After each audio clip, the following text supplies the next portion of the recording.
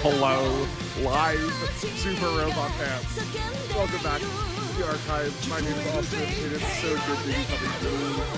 Not pre-recorded. Oh my word, it's been a struggle to get here, but we are here now. Okay. Hi. I am so happy. My audio is hold on, let's bring this lower. Right, normally set my audio too. I think the DS one is incorrect. Let's check something that's like usually on Steam. Oh, that's like giga low. Okay. Sorry, this is going to be a bit of a, it's going to be a little scuffed as I like get used to doing this again. Howdy, control room guy. Welcome back. I tried to warn everybody. I did post it in the community posts, but I also only figured out that this was going to be workable yesterday, and I'm sitting here going, I could just keep testing this, but everything seems like it's coming back positive. At what point is it just working? You know?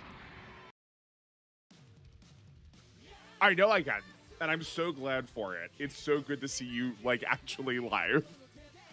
How have you been? It's been a hot minute. You're a different person since last we've spoken. Your avatar is someone new. Who is it? Also, what? There's a shield next to your name? Is that the new icon for a moderator? That you're, like, my first defense against commenters? I still need to play around with one of my settings, because right now we're just capturing my main monitor. Oh, okay, no, it's working out. Never mind. Before I started stream, I have a channel for my main monitor, so you can just like here, like you can see if I want to bring up. Wait, hold on. This was going to be better when I like could get through this quick. Right. I could bring up this, but here I can't. It just bothers me that there's the little like watermark down in the right-hand corner, but now there's not, so it's fine. Community posts are somehow more inconsistent than sub boxes. I cannot say that I am surprised. Yeah, I know. I was a little dubious of doing it that way because of exactly that, but I was like, it's fine. It's fine. Oh, I'm sorry to hear that you're sick. Doing a Chaos Zero Nightmare run. I guess that's fair. Yeah, no, I hope you enjoy. Also, yeah, Shield is the mod logo for the mobile. Interesting. Weird. Howdy, Gundam. Welcome back. I'm glad to see you back also. It's been a long time coming to make this happen. It's been such a bummer of a time not being here, but we're back. We are live. I'm very, oh man. I didn't peep the demo yet.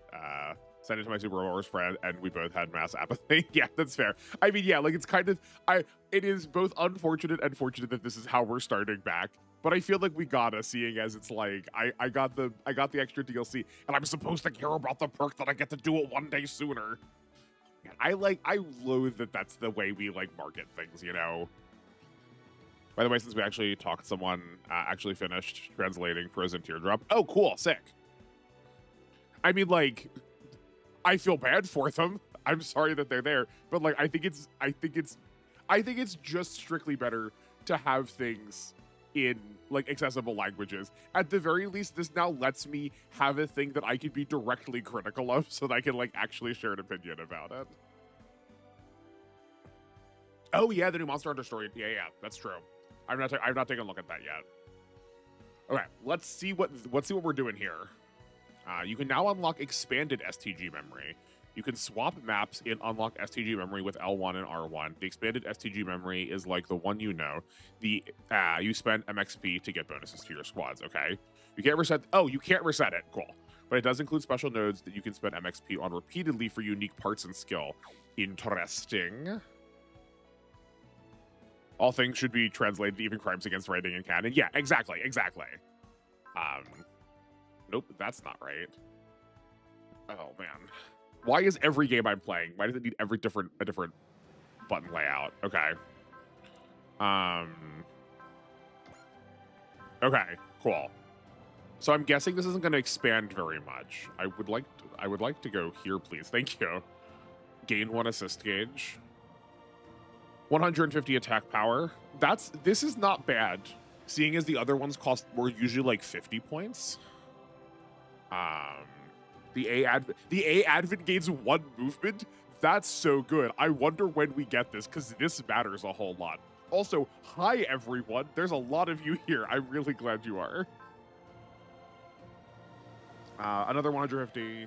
Oh, okay. Right. This is ranged. This is melee.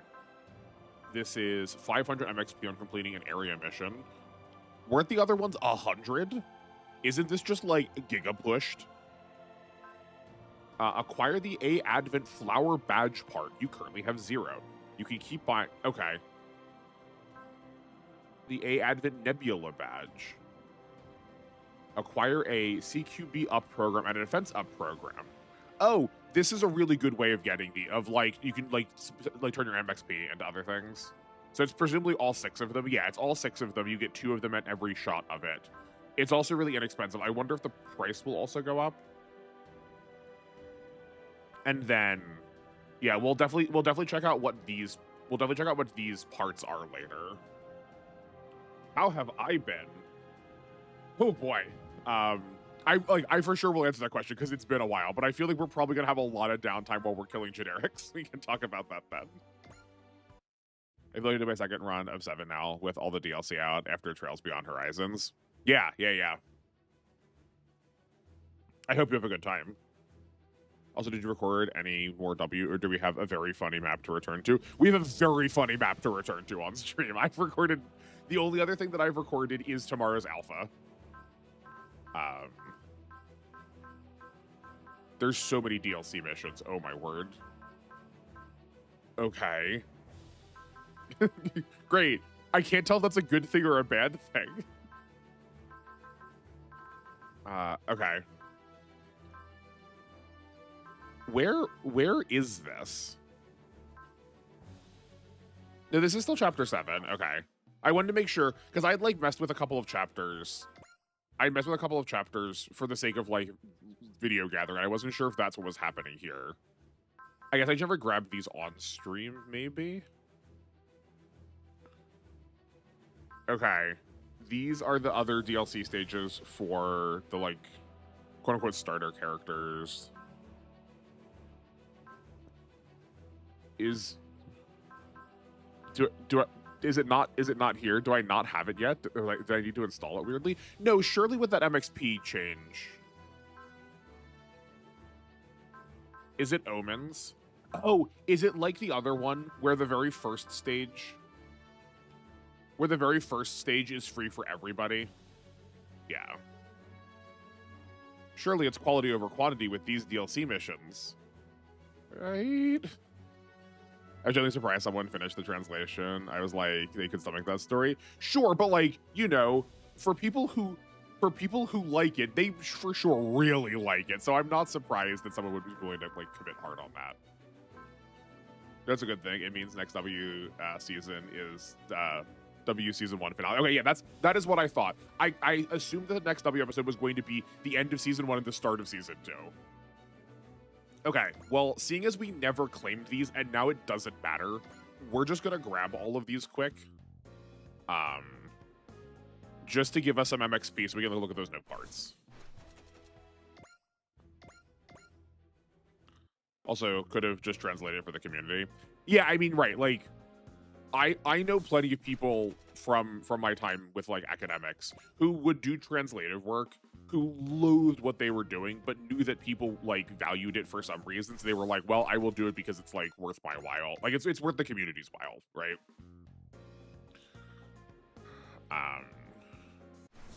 But I figure seeing as we're already in DLC territory. There's like no reason not to grab those. These are also literally two. Oh my word! I did not like clock how expensive these were. Okay. Well, we need to pick these up to get it anyway. Yeah. Did I see any of the Switch Direct? I for sure did not. I never watch any of the Directs, because I find them wildly overhyped. Like the Directs themselves present the information in such a like congratulatory and like confligatory way that I like don't want to have a misrepresentative feeling about, you know, what's going on. Was there any good news? Is there anything I need to know? I like don't want y'all to have to like be my go-to people for like fighting it out for me, right? But if you have info, I do want to hear it.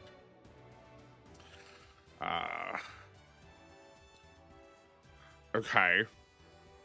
Cool. I love Jeeg. I love his design. I grew up with toys that were modeled, that were not Jeeg, but were stolen, like not stolen, like America licensed them, but they were, oh shoot, what were they called? Micronauts.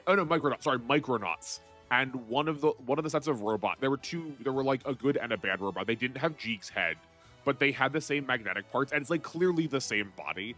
And they could fuse with a horse bottom. It was like clearly Jeeg. It was like clearly toys taken from Jeeg, and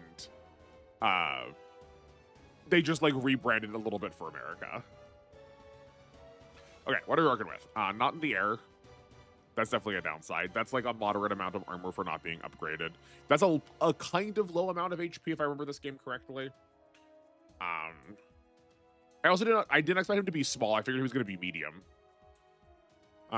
7 move is good, but he's also getting movement up from something. I don't remember if that's the MXP thing we have or not. Still 2 parts normal. It was a partner showcase, so a lot of it was just third-party things. Okay. They announced their Captain Tsubasa game and the Monster Hunter Stories trial announcement. Okay. I know I saw somewhere about I saw from an ad the Monster Hunters bit. That now makes sense why you asked, because I commented on it before. Another Captain Tsubasa game is probably cool. I hope it's good. I feel like Captain Tsubasa has like a really big legacy to its name that like, I would hope would get respected, but like I feel like so many modern games, especially of like anime tie-ins, are not good anymore. And Elliot got a launch trailer. What's Elliot? Is this a thing I'm supposed to know about that I don't? Potential level 9. Oh, right, because we're starting at level 66. So, like, this is all also going to be, like, really, really unhelpful in points of reference for, like, when we're getting this stuff. But that's fine. Okay. Focus. Persist. Bullseye. That's a pretty cheap spirit. That's a pretty expensive Excel. And Assault. Okay, cool. First Captain Tsubasa was a surprise smash hit. People loved it, and they're really excited for the sequel game. Okay, so this is the sequel to the one that like came out recently. That like Captain Tsubasa is like the show that a lot of like smaller countries are like, that is like their quintessential anime. I feel like that's true, especially for a lot of smaller Hispanic Latinx spaces. Because right, wasn't it made by someone who was he Portuguese? I feel like there was a dual citizen. I feel like the person who designed it was like either dual citizen or like came from or like was born to immigrant parents. So like a lot of the characters are inspired by like non-Japanese people who are like trying to integrate with Japanese understanding, I think. The Adventures of Elliot, The Millennium Tale, is a 2.5D action RPG. Oh, okay. Now that you said the full title, I do remember it before. I'm sorry. I apologize. Ashita no Joe is the old sports anime I want to get into. Yeah, Ashita no Joe is also like super, super popular. Oh, same team as Bravely Default. Okay, cool. Bravely Default 2, the third game. Right? That Bravely Default 2 is the third one. Bravely Second is the second one.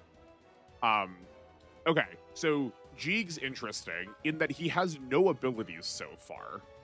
Um, and also no attacks. So this is probably going to work the same way that the other ones did too, where we need to do the DLC missions in order to get access to their the full extent of their character.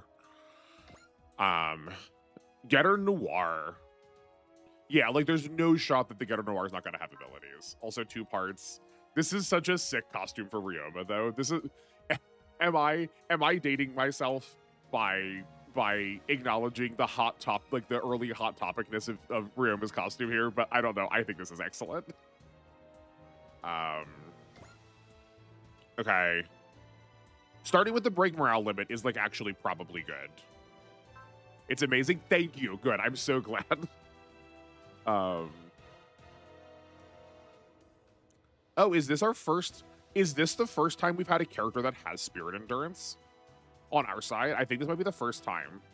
It makes sense. I get it. I just don't know how much this actually matters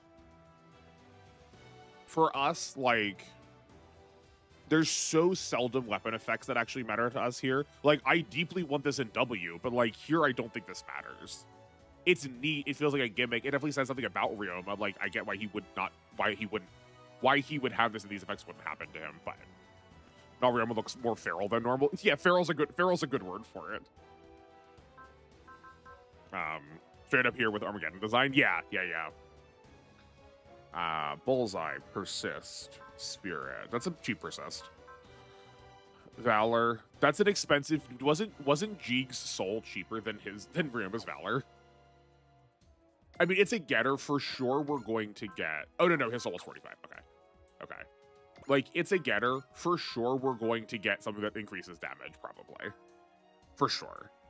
Faith and okay, he has Zeals. I think this unit might be live. I think this unit might not be a disappointment. I think just automatically having Zeals kind of does that, but Getter Dragoon. Sure. And like, yeah, again, like no world is this finished without is like that not done without a Getter Beam. Okay. Right. I know very little about this Brave series. This is I've not watched any of the Brave series other than parts of GaoGaiGar. But of all of them, Dagwon is the one I know probably the least about. But this is like baby Dagwon, right? This will eventually like combine into large Dagwon, right? I think. So far, stats-wise, he is the best. He's definitely the tankiest. We have a ton of armor, A's everywhere. Low ability, yeah. I guess I don't know why I was expecting Jeeg to be more of a defensive unit rather than a dodgy unit. My bad, I guess. But he does seem like the tank of the group. Brave level 9, plus 15% final hit and dodge rate and critical rate, and plus 500 armor. Okay, I see why his armor is so high, but also the half a focus is it just feels like a really good way of giving a defense character like extra hit. I worry at how slowly this will increase, starting from like level 1 going up to level 9. Like obviously level 9 it's good, but like at level 1 if it's like 1% final hit, like that barely matters. Yeah, he has one more form, Great Dagarn. Okay, cool. That one's, yeah, describing it as very Sentai is what I understand too, that there's like different pilots and each one can flavor the Dagwon to like their color or element. Yeah. Yeah, that is true. It is a Brave series, so they do have to have the word great before everything in order to show you got an upgrade. I'm glad he's got support defense. That's like kind of what we wanted out of someone who's already this tanky. And like this is a good starting combination. It feels like there's like few things I want to buy from immediately because of it. Bullseye, persist, and even has a wall. Yeah, okay. Yeah, I'm largely happy with this. I kind of assumed we were going to have multiple pilots with it, and maybe that will show up later. We'll see. Okay. He also has like the 4,500, like 45 whatever starting damage. I kind of recall being decent. Yeah, I mean, like, among these three, at least, it's good. Also, I'm so sorry in advance. My inputs are going to be heinous. I think I mentioned this in one of the videos. I don't know if it's one of the ones that's out yet, but golly, I'm playing Final Fantasy 13 and the input button is square and you can't change it. So I'm having a hunk and a rough time playing literally everything else because of it. Okay, let's check out the Dag'Arn Blade. I think he translated really well to this art style. Like, that one was a little rough. But like Jeeg did I don't think Jeeg looks that good with it, but this seems like it translated really well. I think because Dag'Arn is already like really chunky. The Braves are always really chunky anyway. So I think it works better in this style. Yeah. First time playing 13? For sure, no. I played 13 a number of times before. I just had to keep restarting it because I don't know why it's in my head, but if I'm playing a Final Fantasy, I need to 100% it.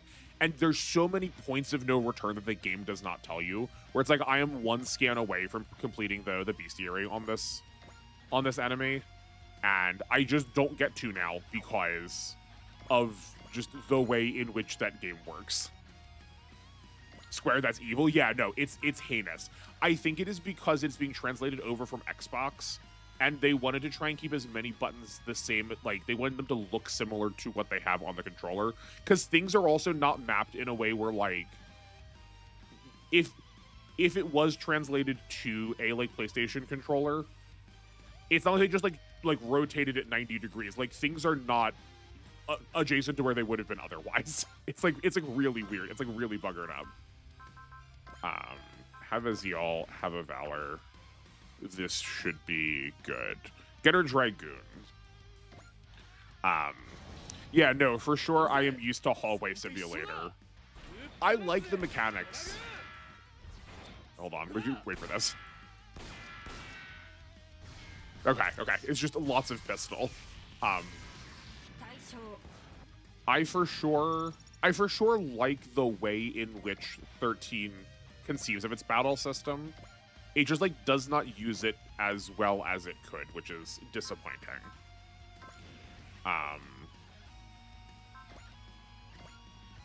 Let's use the cutter to make sure we get to see that before that stops mattering for the rest of the game.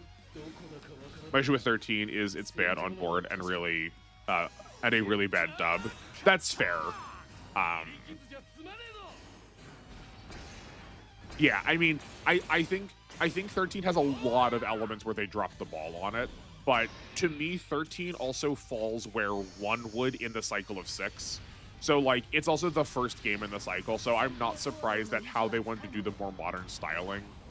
It just kind of was flat in so many places because they just, like, hadn't refined anything yet. Like, if they made 13 now, outside of just, like, this is the design philosophy they use, but I think 13 was the baseline for how they're doing the, like, more live action combat, and they just, like, did not know how to incorporate that well yet. So I get it. Maybe I am too forgiving, but because admittedly I'm, like, kind of running out of having a good time with it, you know. I would have accepted Circle because some of the imports of Super War trained my brain a little. Oh yeah, no. Like, I am playing, I remapped this so that Circle is my input. If I'm playing a Japanese game, I pretty much always switch my inputs where Circle is enter and X is like, Circle is confirm and X is cancel. Because yeah, like, I've played enough games on original hardware in Japanese that, like, that's the only thing I know. Presentation, it knocks it out. It knocks it out the world building is also pretty interesting. Yeah, I generally like the world. I wish that they just, like, didn't put it in, like, data logs or in the, like, I think it's an absolute travesty that some of the most important story beats are explained best in the I turned the game off and I'm reloading the game for the first time little, like, cut in blurb. Like, that's absolutely bonkers to me that that's where we put that. I just can't imagine. I don't know why they did. Playing it in Japanese changed my mind. Also, defaulting to auto battle hurt the game so bad, and it came out before the open world exhaustion. Yeah. You know, the auto battle system is for sure one of the worst features. There's like, yeah, I think in conjunction with the fact they just like don't explain how the fighting system works at all. Like they tell you how to switch things, but not that like, if you have, here's a soul, here's a bullseye.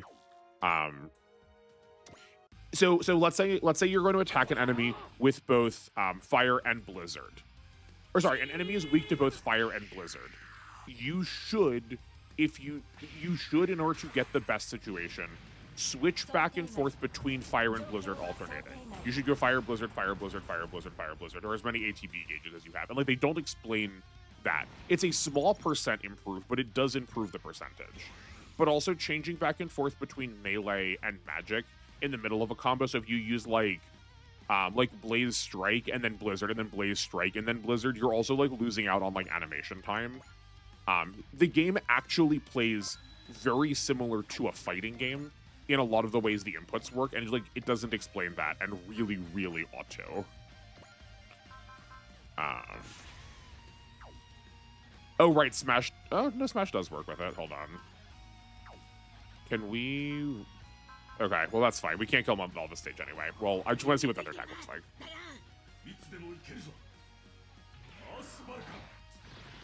Oh yeah, did you notice that they changed the font of the numbers in the versus menu? I want the other font back. I did not notice that. I will look at that in a second. I'm an exception. I love data log reading lore entries. So I read everything. So I am much nicer to the game than casuals who rarely have ever opened the codex. I don't mind data logs. Like the text description part is like when you are reloading the game for the first time, the like loading screen has text that is happening, and inside that text is where story beats are happening, and you can't go back and reread that. Like it's only there if you like stop and reload at every single major junction of the game. Like that's heinous. I feel like they could at least signpost a little bit. I feel like in other games they at least try to signpost well that the codex might be important. Where here it feels like this is just like a like generic like bestiary screen, where I like need them to. If we had one of our 6 party members who just like talked about keeping a log of their journey, I would even say that's enough of a signpost to be like, oh, I should go look there, right? I want them to forecast it a little bit that we need to go look. Yeah, no, I see it. The accuracy, yeah, like these numbers are definitely chunkier than they used to be. I think they were closer to this before. These definitely are a little bit bigger. I don't mind this. I definitely would not have noticed if you hadn't pointed it out. I don't think directly. It is this is already breaking the rules of good design. Generally speaking, at any one time, if you have information on a screen, you should have at most 3 different fonts. But we have 1, 2. These are different. These are different boldings. 1, 2, 3, 4, probably 5. I could easily see 5, and now this one's maybe 6. Yeah. If there's a lot of Y fonts and UI feeling very stock and generic. Yeah, but like to that point though, we switched from one stock font to another stock font. I don't remember what it looked like before, but like this was kind of the only thing that stuck out though. So like, it's the same. We are picking between 2 parts of kind of underwhelming whole either way. Because those numbers look closer to these damage numbers on the bottom now when they get hit.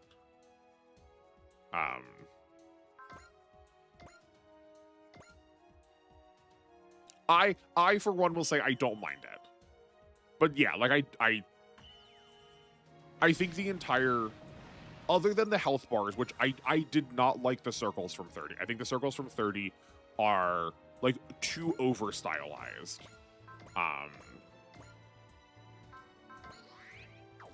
like a lot of the UI for this is functional, if a bit bland. So like I think it fits it, but I accept.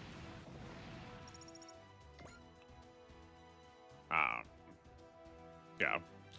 I know when I was seeing Y's UI the first time, I was like, this feels like more information than usual. I'm fine with it now. It definitely feels like information overload. Oh yeah, I guess one thing we're going to have to look at is to see if they ever actually use that map section, because they sure do waste a lot of visual real estate by telling us about the HP regen, the HP and energy regen terrains that don't exist in the game. Couldn't be that we have these already, right? I wouldn't imagine so based on they did the DLC before, but like, just gotta make sure. I guess because I haven't bought this, like, this is not like actually the purchase DLC yet, so there's like no shot this would show up. Yeah, so never mind, never mind.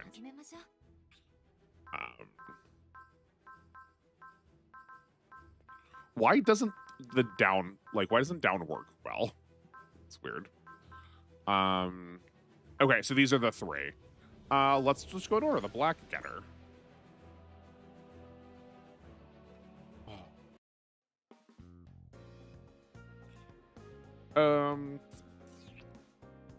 I guess we'll like figure out preps first, so that we can talk about more stuff. The modern UI does make sad when I play the older games and get less and less info. Even basic stuff like, will this kill? Yeah, no, I do think there's like for sure some upgrades that Y and the International Saga have given us that I do think the game is worse for not having it, but I don't know if trading it the way we have traded it here is worth it, you know?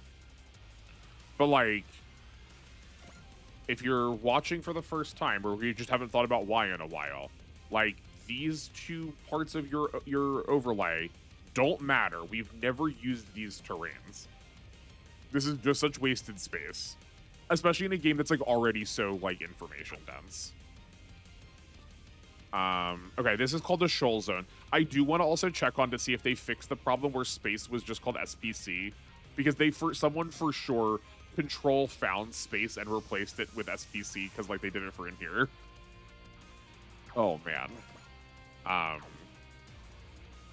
Oh, okay. Because these are official now. We're now into the DLC. They do have their like actual score, right? We were giving them like score for the first time, where Ryoma now actually has his like one below. They'll never give you enough score. They never give you enough score to start. They never give you enough starting score such that you are able to get their ace bonus to begin with. I guess we will Valor here. Oh, actually, we'll probably need to keep Valoring. That's fine. That's fine. We also have more weapons. We do have a Getter Beam now, and we have the Getter Hurricane. Let's see what the Getter Hurricane looks like. Okay, hold on. We can move.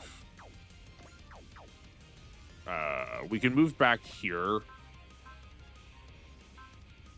We actually don't have enough range to get a Getter Beam in.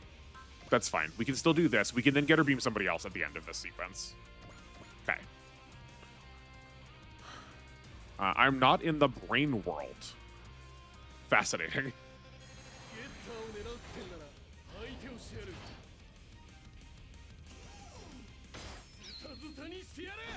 As far as I know, right, isn't it canon that Getter Noir can change? Aren't there Getter Noirs for all three forms? Oh, you said you'll go into how you've been? Yes, okay, yeah, so, largely speaking, just bad. Everything is breaking. Everything is falling apart, and it's very frustrating. Sorry, that was very distracting. That audio, like, really freaked out there for a second. Unsurprised that there's bugs, but that audio mixing, like, the top of that shout was going well above where I had my audio set to. Sorry if that was, like, awful for everybody. Yeah, no, everything has been breaking. It took so long to actually get this internet changed over. I now have Verizon. I no longer have Comcast. But that was a honking fight. things just like did not get logged in correctly. It was very difficult to explain to people like what actually needed to happen. There is 3 no more. Yeah, okay, cool. That's what I thought. At 170 morale plus 20 damage percent. Yeah, see, I knew he was going to get like just a flat damage buff. So I guess that does solve our problem then. Oh no, sorry. It's at 170 morale. Okay, so you do need to buy something to make that actually possible to start. Right? Like we can't get to 170 with our starting setup. We need to make a purchase, which is fine. We'll see how expensive it is to actually get up there. Because like a 20% damage buff is like really rather good. There we go. Great. Also, this Getter theme is pretty fun. Yeah, no, this Getter theme is rather good. I am pro this. That's fine. I don't remember what our setup was. I don't think it actually matters because we're going to be too busted. So, any ally battleship? Sure. Oh no, that isn't good. We're sorry to hear things keep breaking. Oh, yes. Thank you. I appreciate your condolences. Yeah, no, it is actively very frustrating dealing with things. But I think because I just sort of needed to go really hard and make everything on the mend, I think everything should be good. Like my internet has held the whole time, and I'm gonna say it out loud to try and actively jinx it, and it should still be fine.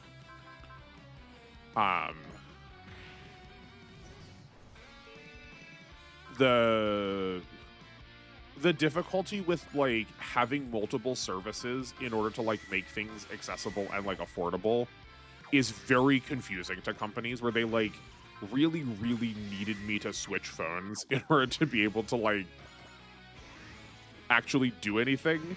I did not switch my phone numbers, but they like really struggled. They like really struggled to understand that I wasn't switching my phone number. And I ended up finding it funny afterwards, but you know. So that's there.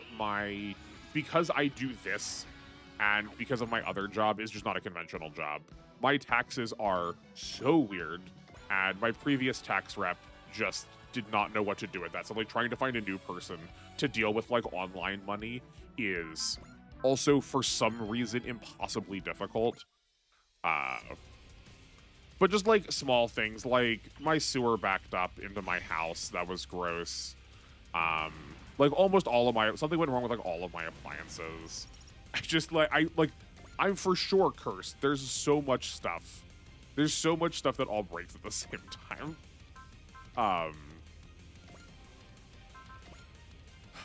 But otherwise, it's just been like genuinely very exhausting trying to edit everything at the same time.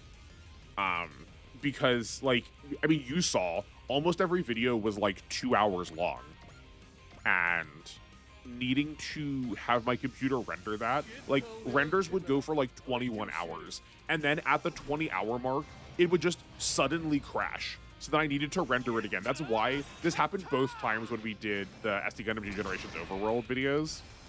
I just like needed to spend the rest of the day rendering them again, then I had to upload them the day later because they just like failed at the last moment. It was so dumb. I also just like can't find a good computer. I did not realize that every modern graphics card just uses AI to upscale things, which I hate. But that like most modern pieces are just worse than older pieces. Like you never want a 50-something NVIDIA graphics card. You always want like the 40s are just basically strictly better, which is so strange to me, but just true. Yeah, it's like really hunkin' expensive, but like it's definitely worth it. If we're like, I'm gonna keep doing YouTube, and it's definitely worth it for me to get more machines to like make this task not like mind-numbingly daunting, because I just have to like lose all of my day to make them happen, you know. Everyone's been going through this every time he opens his computer. It keeps taking him to his BIOS menu. That's frustrating. You were going to mention it. I appreciate you trying to observe the magic that we seem to have formulated. But yeah, no, right? Like my internet was up much before today. But I was hesitant to sign off on it being acceptable. So I wanted to wait a couple of days to like make sure things were consistent. But things have just held the whole time. We've just like kept holding. There's our Sol. Great. So that's why we're here. Don't y'all have the ability to switch? Oh, not yet. I guess maybe he gets it later. I kind of thought like we had gotten. I kind of thought we had gotten Ryoma's final for his probability, but I guess not.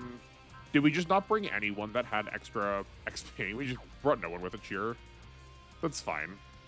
That's fine.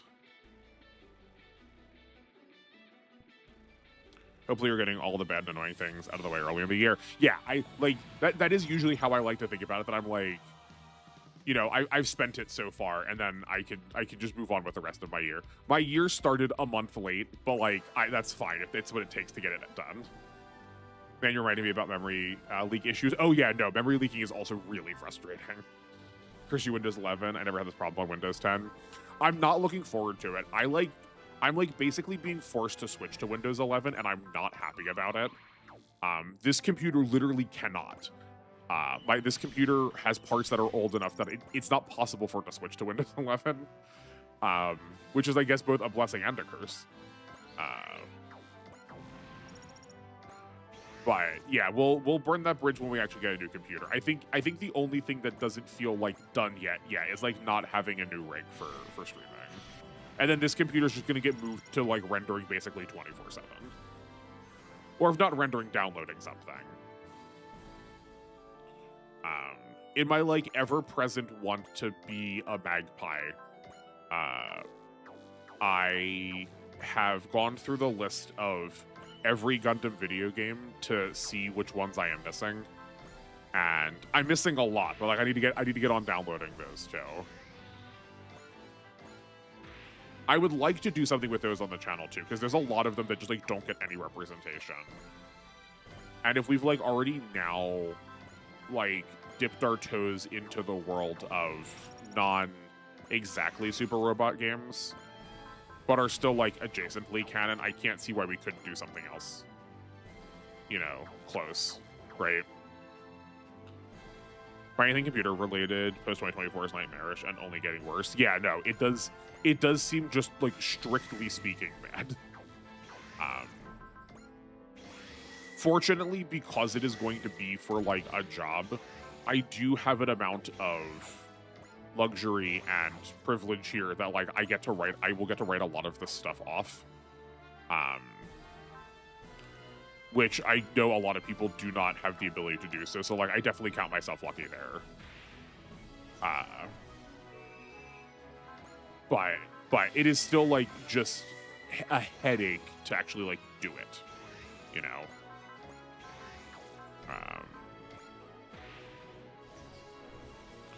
It's been playing hell on any visual novel programs from the early 2000s. That does not surprise me. That feels like that happens a lot with like new OS until like someone figures out how to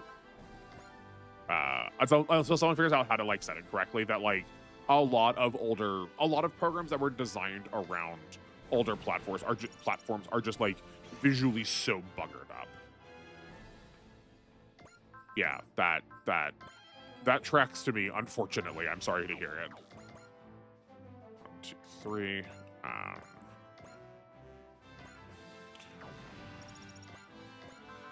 Yeah, but just like a lot of really stupid, frustrating things. Like for instance, Final Fantasy 13. The amount of times that I like accidentally walked past a boundary of no return, thinking I could like go farm an enemy for its data log, and then it was just like, nope, that's it. You've crossed. You can't go back. And like had to like reset like multiple hours of progress. Right? Like it's a lot of those little things that just like make the day really irksome.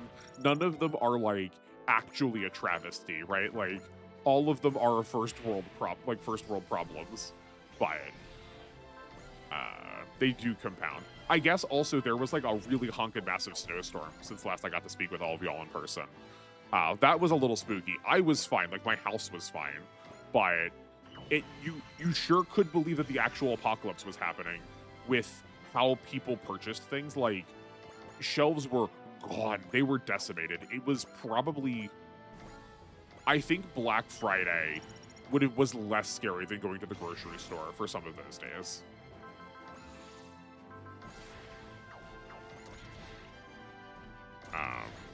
I guess I just like have a penchant for using Show right now because we're using him in alpha.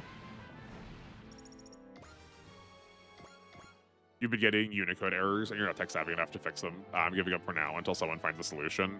Yeah, that's probably fair. I wish I could help you with that. I am not very good. I'm A, not very good at code, and B, don't necessarily know the program you were working with anyway.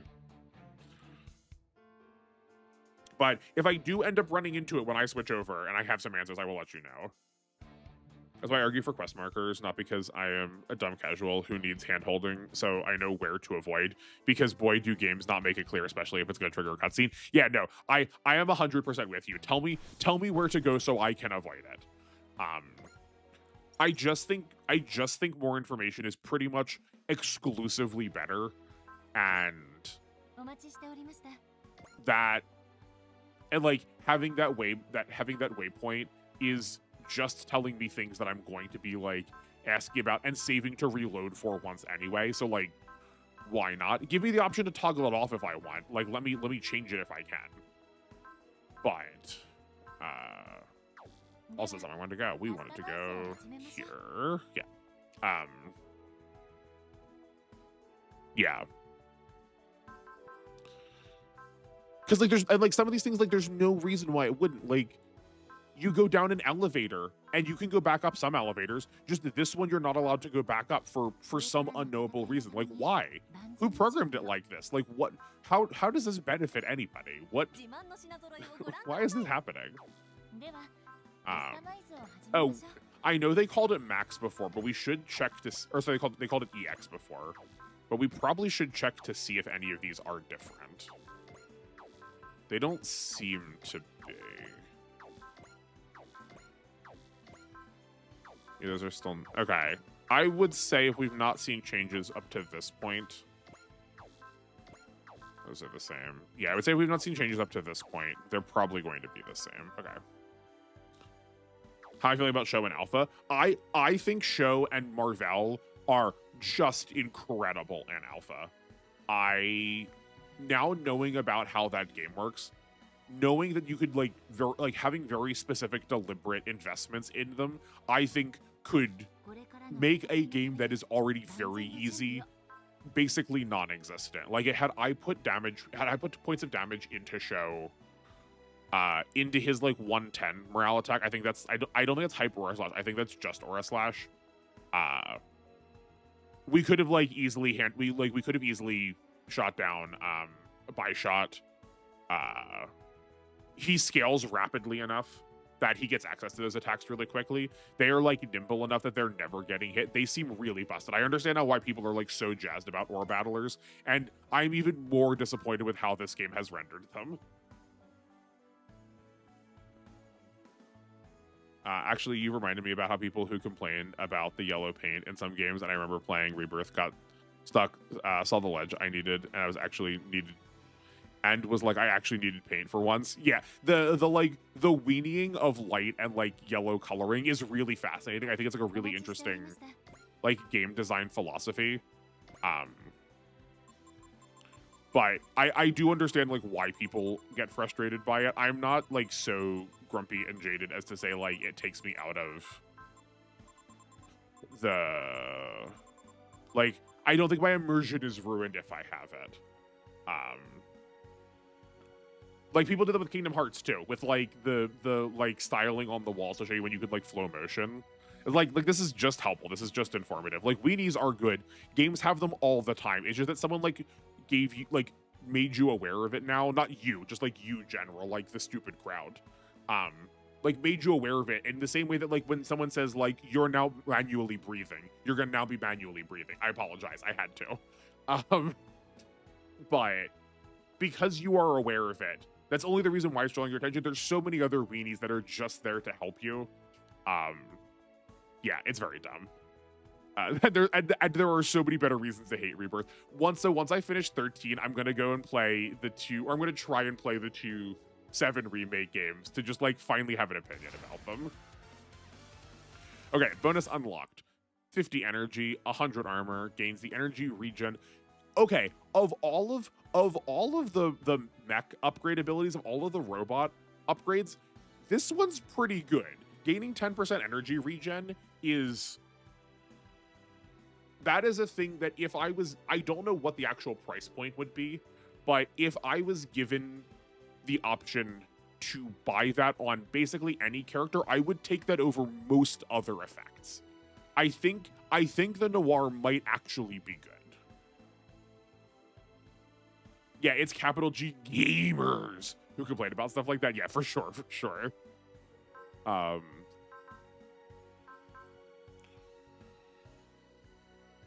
I think we're just gonna put this with operation time up. Like, that synergizes really, really well with it. Now that we also can just like get all of them, like, it matters so little to me. What else did we need to check? Oh, we need to get you up to 170 max morale. This is trained pilot. That is through. Okay, so this is not the most expensive. We could just buy this next time. Yeah, we can just buy this next time for Ryoma. That's like, I mean, it's not just good. He, strictly speaking, needs it to be able to use his ability. That is a little prohibitively expensive. Like, you need to sort of hard commit onto him if you're going to do this. Barring him learning more of these, I feel like at this point, maybe he could learn one more. I could see them giving stats, like giving skills up to like level like 80 or 90 because this game wants to sort of scale into the end game. But like strictly speaking, he just needs a way to get there. We might be able to do it by giving him parts, but that is, I would say, only a temporary fix comparatively. Theres for sure something that gives, yeah. I mean, I guess that works, right? Activates the Excel. You know what? Sure, we'll be on theme. I do, generally speaking, want to use the new things.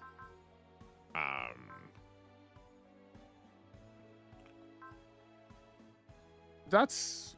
Oh, right, it doesn't stack. The Soldier's Medallion just moves it up to 130. It doesn't add 30 on top of what we already have. Yeah, okay. Grade. That doesn't matter. Attack power of the unit's strongest weapon becomes 6,000. I think we are already past that. Right? Oh, no. We can gain 50 extra power on Gunfight Hurricane. That does not feel worth it. I think Extra Arms S is still a worthwhile part, just like not in this circumstance. We're not using the Haro? Sure, why not? That seems fine. Okay, cool.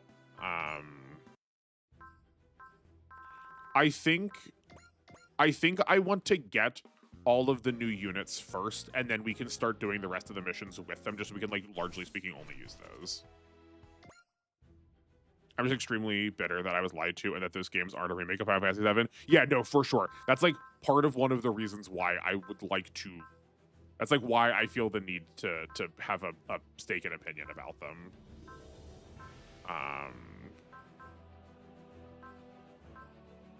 Oh, is it just we have to do it this way? We might just have to do it that way anyway. That makes sense.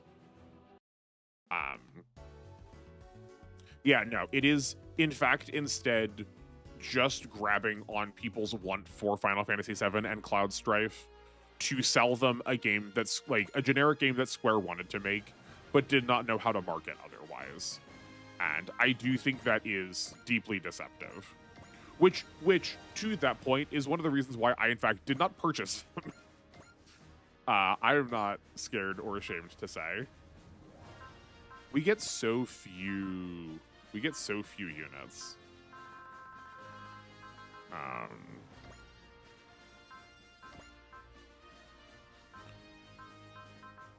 Char, you probably don't need to be here.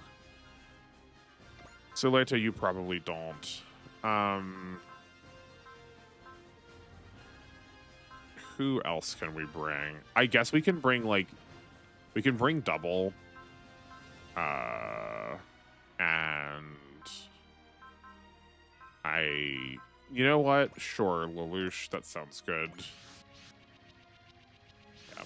Like, I was stuck in the cave for 30 minutes because I didn't see the ledge because it wasn't that obvious. It made me realize at that moment that, you know, what yellow paint should exist. Yeah. I was only kind of mad it blended into the environment like that. I pulled up a video to get unstuck. I do know exactly the part that you're talking about. I feel like that was a common problem there. Remake I liked, and then Rebirth was genuinely in a bad mood after the first 10 hours of it. I don't like side quests and open world.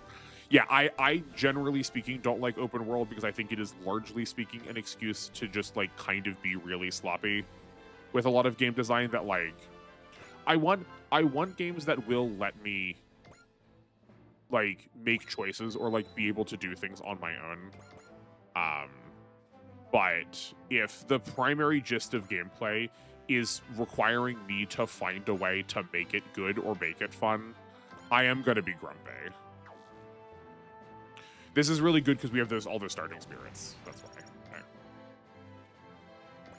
Rebirth has so much bloat. Yeah, bloat's a good word for it. That it is like, yeah, there's like so much filler, so much like extra downtime just to like keep you staring at the same game for a while. I don't understand why that is a marketing tactic. I don't get who that is for and in what way that makes you want to buy more things. I forgot to zeal him. That's fine. I gotta say, if this is the entire map, which is just these generics, that's gonna be pretty lame. And the main story is the safe boarding thing they could do. Yeah, right, where the greatest amount of experimentation comes from needing to do the side content, but they also make it so prohibitively frustrating to actually engage with it, either because it is like mind-numbingly easy, or you have to go through such rigmarole and do so many like other chores to actually just like play the part that you care about. I gotta say though, I think especially the minigames of Original 7 are way overhyped. The original minigames for 7 are so frustrating. There's the real-time strategy minigame that you need to go back to at such arbitrary points to actually get to complete the whole thing. And not only is it frustrating to actually get to see all of it, and you have good reasons to want to see all of it, it's also just not fun. It's like so brain-bustingly simple once you know what to do. You just buy the 3 cheapest units of each type, and that's the entire game. There's no reason to buy any other ones. Yeah. I usually like side quests, but it has so many unnecessary minigames. The less said about the chicken minigame, the better. Yeah. It makes sense in a live service game, but Square, you have got my money. Why are you padding?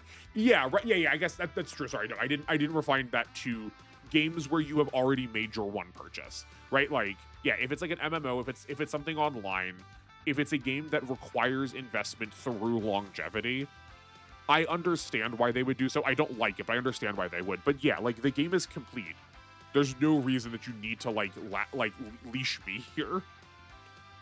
The minigame is to appeal to boomer JRPG fans who think any minigame is a plus. I mean, yeah, but like I am a boomer JRPG fan.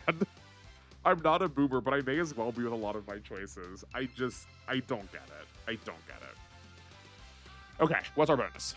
If Seiji is assigned as assist crew, oh, cool. Plus 10 to all pilot stats. Oh.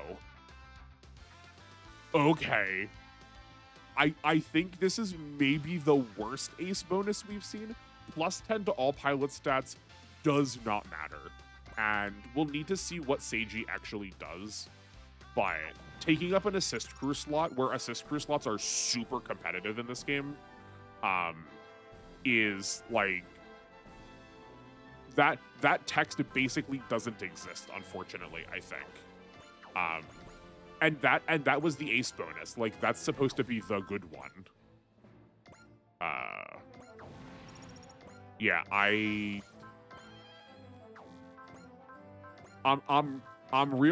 really hoping that the other benefits they get are way better when we like switch units, or I'm just like deeply misunderstanding something with stats. But the funny thing is, I'm a Yakuza fan, and the minigames are fun. Like, it has one side quest minigame where those are actually good.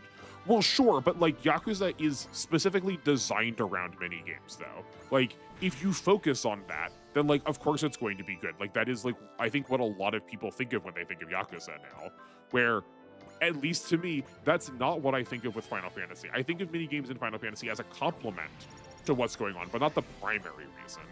But like, if ever I've heard anyone talk about Yakuza, that is like the first thing that they talk about is like which of the mini games they like the most. So it's surprisingly, it's almost like when you're deliberate about something, it ends up being good. Nice and generic. Yeah, no, that's pretty painful. There were some butts of ace bonuses with the previous DLC, but I think that one's got to be probably the worst. What do we got? I mean, okay, Breast Earth Buster. The Breast Earth Bust is like that's competitive damage. It lacking Barrier Pierce is pretty bad. I guess it also has really high morale requirements. No, never mind. I immediately take that back. This is only good because we are at endgame. I really hope we're just saving this thing getting to be good for when it like switches forms.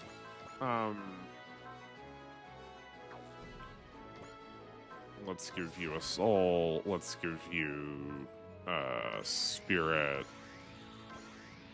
Something like that. That's fine. Ace bonus should be crazy IMO because you normally have to work for those. Yeah, no, 100%. That is 70 kills. Especially if you were playing the game similar, like, akin to how I do, where, generally speaking, you are not going to be, like, fully grinding your whole teams. But even if you are grinding, like, a lot of your teams, 70 kills is a really big investment in this game. That's a ton of your resources. And to have that be the most like underwhelming part of your kit does feel a little bit of a betrayal. I'm really hoping that this is like what's it called? Dynazenon. I really hope this is Dynazenon style where like we deploy as the Dagarn and then we can do something that will switch it to an upgraded form later, and that in the upgraded form the ace bonus will be better somehow. I don't know why it would change, especially knowing this game, but like that's my only hope right now.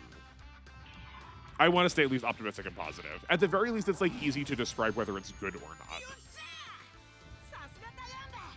Oh well, can't wait for the third one and Sephiroth to go. Cloud, come on, stop me the whole game like he did in Rebirth. Man, are we only getting one more? We're only getting two more of them, but like, yeah, no, they're gonna milk all of those for all it's worth. I guess actually, yeah. I know it's like the like least guarded secret of all time in video games, but only because it's like still so impactful for. I know at least one person who could be watching this stream who has not played 7 and wants to. With all this preamble, I'm sure you know what I'm talking about already. But like, does the scene happen at the end of 2, or is it going to be in 3? I just like want to be careful talking about it because I know at least one of my friends will watch the stream sometimes, and he does want to play Final Fantasy, and has literal zero idea of the thing.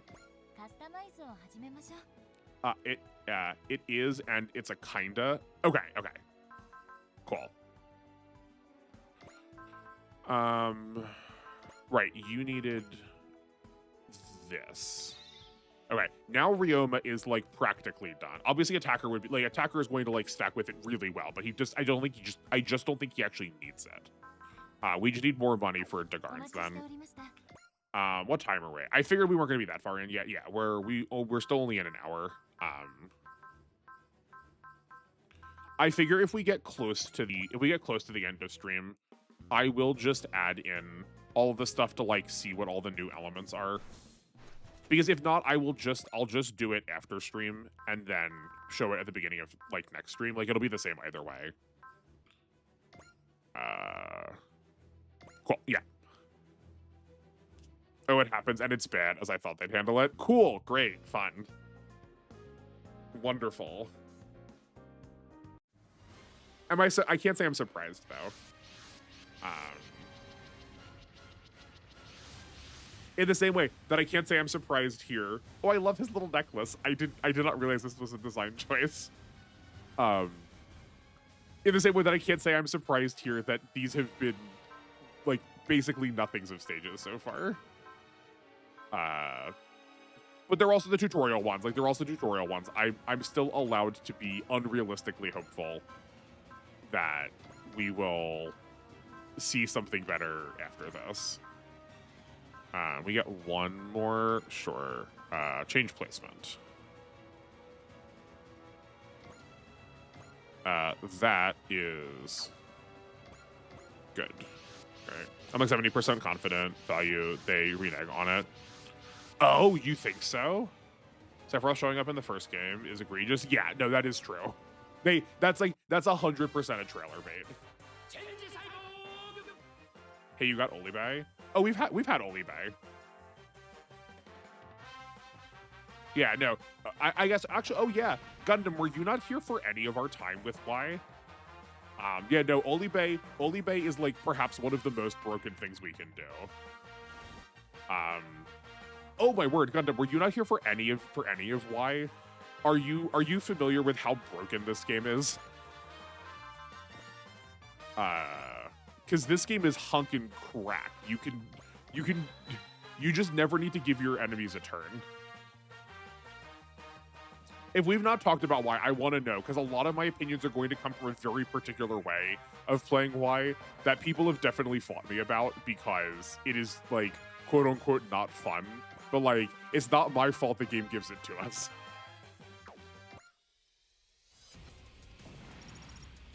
Nope, I wasn't here for Y. I didn't know Olibe wasn't. Yeah, Olibe. So, yeah. So do you know how to Unity loop?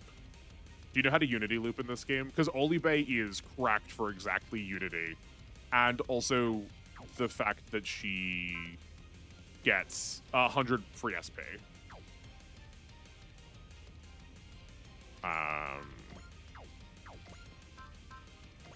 Oh, okay. I guess they have abilities now. I didn't even think to check what their character's abilities were.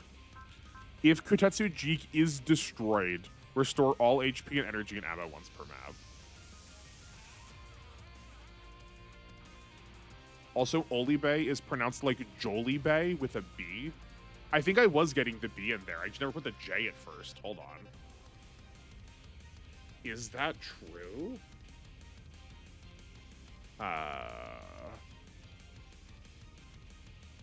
Like, I don't want to doubt you. That seems wild. I want to see how her katakana is.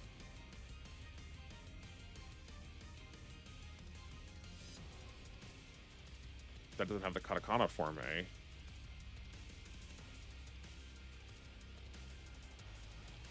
I guess, like, if you can't tell, I haven't watched the show. Where is my anime list? Surely it's got to be in my anime list. No, there's no J in that. Hold on, there's no J in that word. Hold on, let's zoom in. Kuwasan Oribe. B? Olibe? Oh, I see what you're trying to get me to do. Yeah, it's not Bay, it's B. Olibe. Oh, sorry. I understand now. We are from different parts of the United States, I think. It's not that her name needs to be said with a J. There's a food place called Jolly Bees. I see. Okay, Olibe. Sorry. Thank you. Yeah. Okay. No, we're on the same page now. I was misreading what you were saying.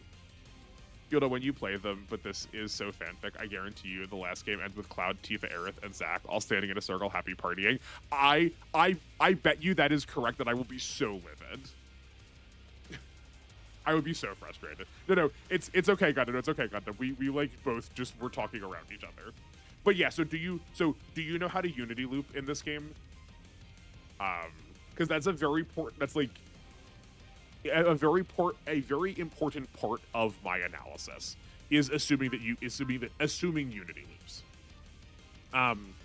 Okay, this ability on Jeeg does not matter at all.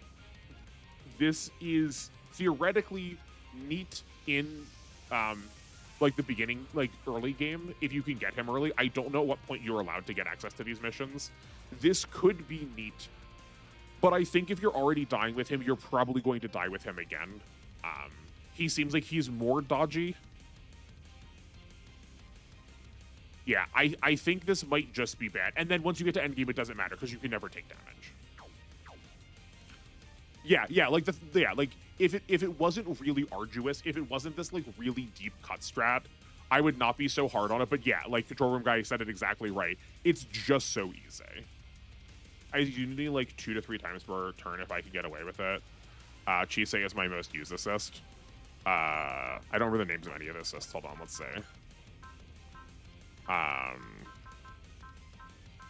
Oh yeah, Chisei. Like Chisei is good. We don't have her at giving extra turns yet. But no, here it is specifically in conjunction with the second. The second can restore 75% of someone's SP. So at rate, Mari gives you 50 SP for 2 assists, which means one assist is worth 25 SP. Unity always either costs 75 or 80, so you want the 75 cost ones. That is on rate where that gives 3 assist charge. 1 charge is 25, Unity costs 75, that math checks out. If I use the seconds effect, that costs 6 assists, which should be what? 150. Yeah, it should be 150. This equates to 150 SP using the rest of the numbers we give. So if this gives more than 150 SP, you can go infinite. So like if I spend a Unity here, we now can rebuy the second, and we will get more charges of Unity than it would cost us to restore the fixer. Like, we can here. I will spend 4 to make the point. I will spend all of these. We have no SP on Olibe. This cost us 6.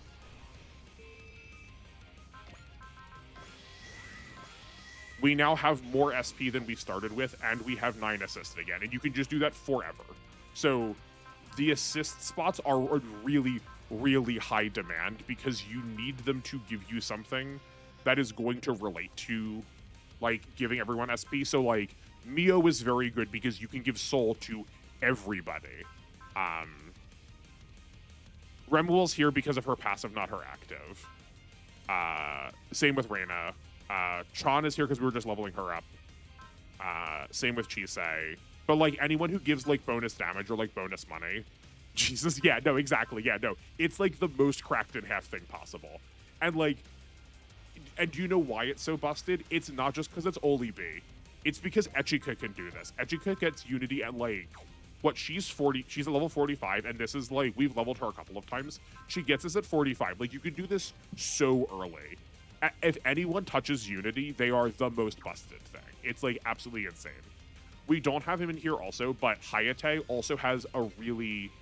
It's not Zeal, it's the other one. The one that if you land a kill, it's the one that Chisei gives you, right? It's the one that, like, if you land a kill, you get an extra turn. Hayate gets it so easy. We were clearing the maps with just Hayate in 1 turn, like, at the, like, chapter 3, chapter 4 mark. Because of, like, restoring SP. It's like... Press, thank you. That no wonder I call them press turns when we're doing them in SD Gundam. I thought press was coming from Shin Megami Tensei, but no, it is from this game. You can just, like, clear the maps instantly with 1 character in 1 turn because you can just keep restoring SP. Mari giving you back 50. If you have any way of getting any SP on Hayate, And there are a couple of ways of getting a little bit of free SP when you take actions.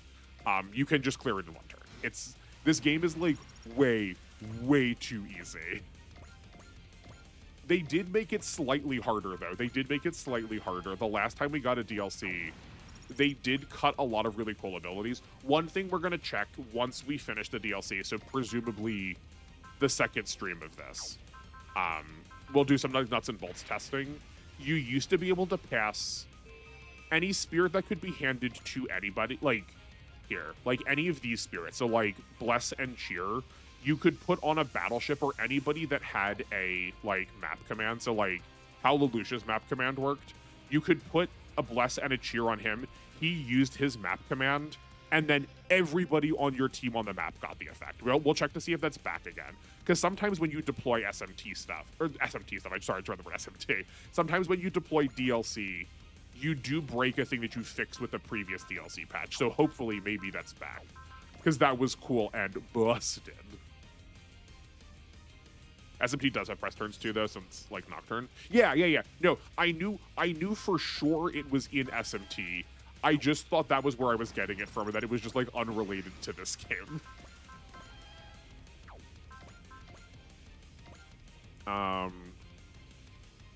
We are not one-shotting you yet because we don't have enough spirit. Okay.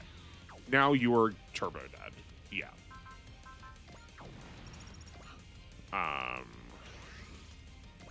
Nope, don't end yet. Gundam, it is also the reason why we had like entertained for a bit on the channel doing some LTCs, because like there is a critical threshold where you can guarantee that literally every map is going to be a one-turn clear. And it's just like figuring out how to get to that point. 1, 2, 3. Okay. Let's save that for now. The Garn. Do you... I keep wanting to be something better, but... unfortunately, no, it is not. Okay. Jeeg, please... Oh, yo, we have a number of attacks. We saw the Jeeg Beam and the Knuckle Bomber. We need to see the Bazooka, the Breaker, the Spin Storm, and the Mock Drill. I think he might not be getting other attacks. That feels like way too many. That feels like so many attacks already, so I don't think we're going to get more. Let's see what the Mock Drill is.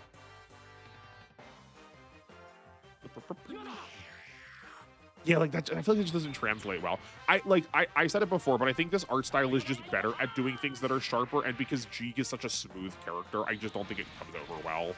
That said, like, he is like clearly so 3D, where at the very least some of these others are like still like that's even like 2D drawn. Kinda, maybe not. Yeah, like these missiles are something that's like so core to my childhood. Playing with the toys that had these like magnet combining parts is so wild, seeing them in their actual original context.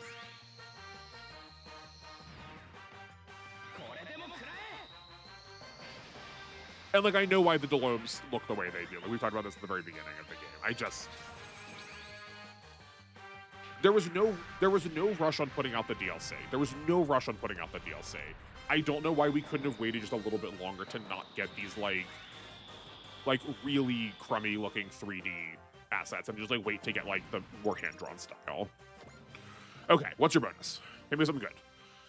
+5 to all pilot stats. Mech gains 2000 HP. Why? Why? Why? Oh. Sorry, thank you. I still had the main monitor on from when we were looking at Olibe's name. Thank you.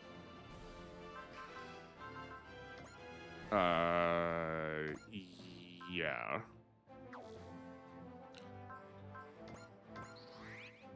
Very faint. Yeah, no, it just shows up in the right-hand corner because I'm a cheapskate and don't want to pay for anything. I'm sure it's probably lingering somewhere in some of the other videos I've made before too.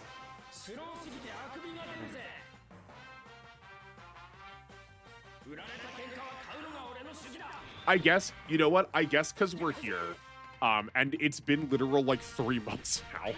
So remember that video I said I was gonna make when before I went away for that convention? I was like, I promise you it's still coming, and has not come.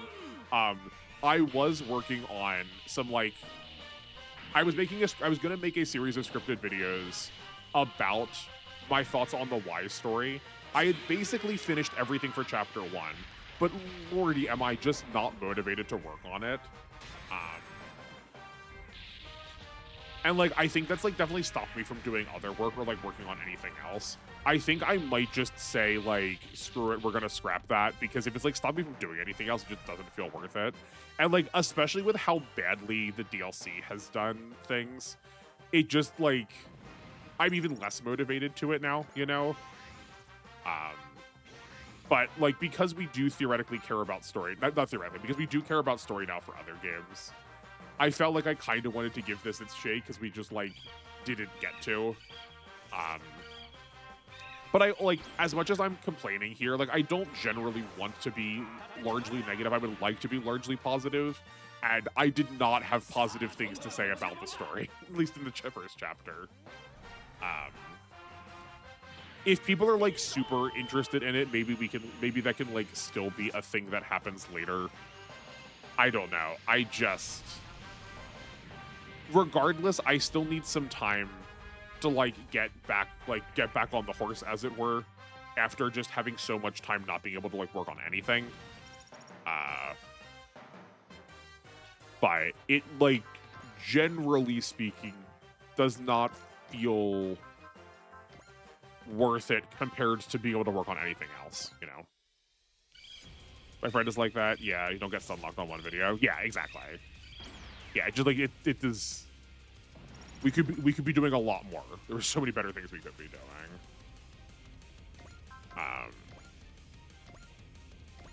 Sure. I think the other thing is I also just like burned myself out on Y, because like we jammed through it so much, and I then had to replay so much in order to get footage for like Aura Ladies or like some of the other things I was working on. That I think just like some amount of distance would probably also be to this game's benefit to like try and win some amount of my affection, you know?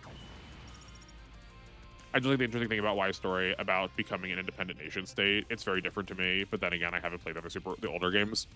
I do think I think the premise is interesting, but because of the climate of the world I am actively living, the world and country I'm actively living in, I think it is treated in a way that is like very callous to what a lot of that like actually entails. That's also just like hard for me to like just read through it and be like, well, that's cool and fun. Like, I accept that Echika is a child, and I also accept that this could be like a space for her to grow. But there's a lot of stuff that Echika like says or like puts value in early on that's just like, oh child, oh sweet child, this, or also like, oh no, like this can't be the game's take, right? This is like actively heinous.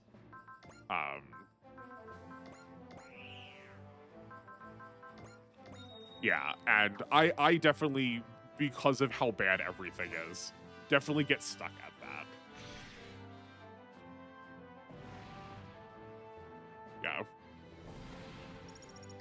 Yeah. Okay.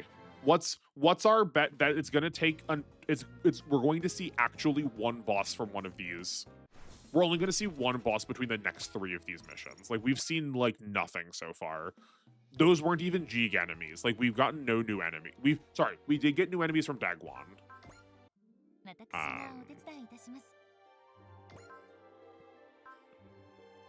Right?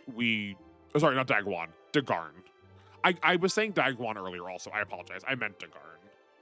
Gracious.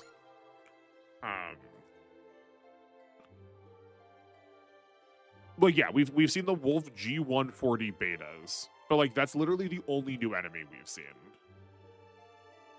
And like, these could have been interesting. Because they had like super long range. Like, that's promising, but yeah. Golly, I hope.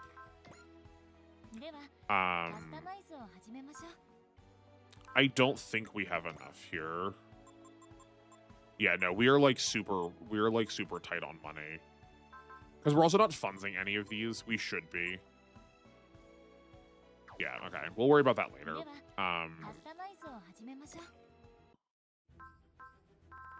Also, I feel wanting to be positive, me and my friends were hyped when Y was announced. Yeah, right? Like I was super excited. It felt like everything was sort of coming together for me. That like I want to start streaming right when a new game is getting announced. Like this will be perfect. Like this is big. And then and then we got this. Gradually, I've been beaten down into apathy and sadness towards modern superheroes. I'm sorry if I've contributed to that. I hope I, generally speaking, am one of the ones who's like trying to like lift things up. But it is very hard to be positive about some of the modern design. Also, all the show characters just getting actual jobs on the ship was pretty funny. Yeah, but like, and I do think there's something funny about that. But I do think the way they treat, like, employment is definitely one of the things that has me going, like,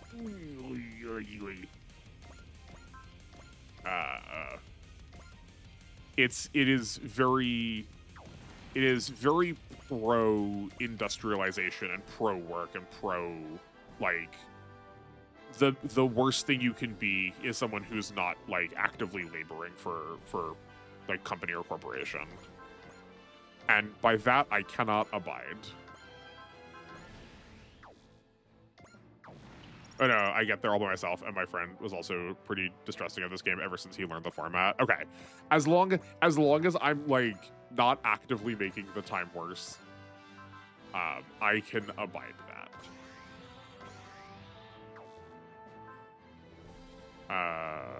Hell, even still, we're not getting a full kill. That's fine.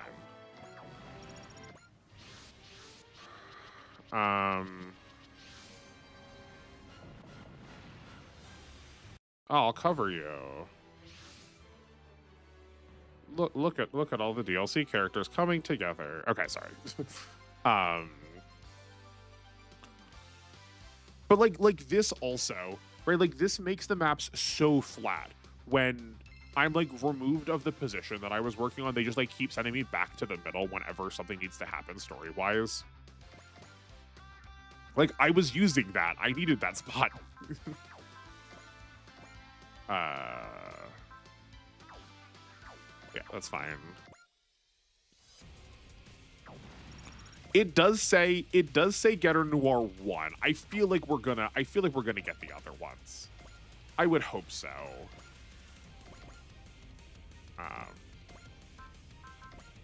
Jig Breaker. Have a soul. We do want to see this. We haven't seen this yet, I don't think.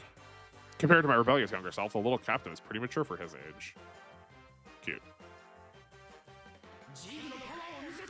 But like, okay, I've not played with Jigs in older games, but like in my mind, because Jig is the magnet thing, I feel like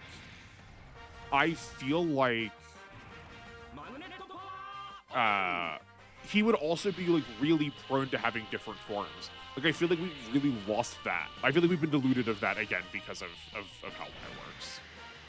I never make any assumptions. No, I mean, that's fair, right? This is, a little bit of this is because I don't mind being the fool on the internet. I will carry the torch for everyone. But it's the Getter. Surely, the Getter is one of the few remaining bastions of complexity for unit design that we're allowed to still have something that, like, changes form.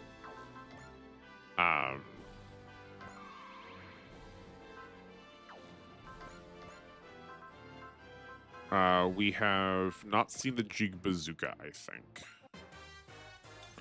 Honestly, when y'all talk about the negatives of this franchise, I feel like I'm actually getting some interesting opinions instead of Reddit, where it feels almost oppressive. Yeah, no, that's like one of the core tenets and promises of this channel is like, I will tell you exactly what I mean. I'm like not here for affectation or like the clickbait of trying to get people to agree or disagree with me, right? If I'm frustrated with something, I will tell you and I will like try to give you sincere evidence about it. Because like, especially here, I've pretty much only seen people speak basically exclusively positively about this game. and they're like without criticism. And I think that that's just it's a very immature way of like taking something that you love. Like, let's make no mistake, I would not have made this channel if I don't love Super Robot Wars. Super Robot Wars, I can't pick one game, but like they are my most favorite game. Like I am only this critical because I care so much and I know how good they can be. And I want them to always be able to be that. And I think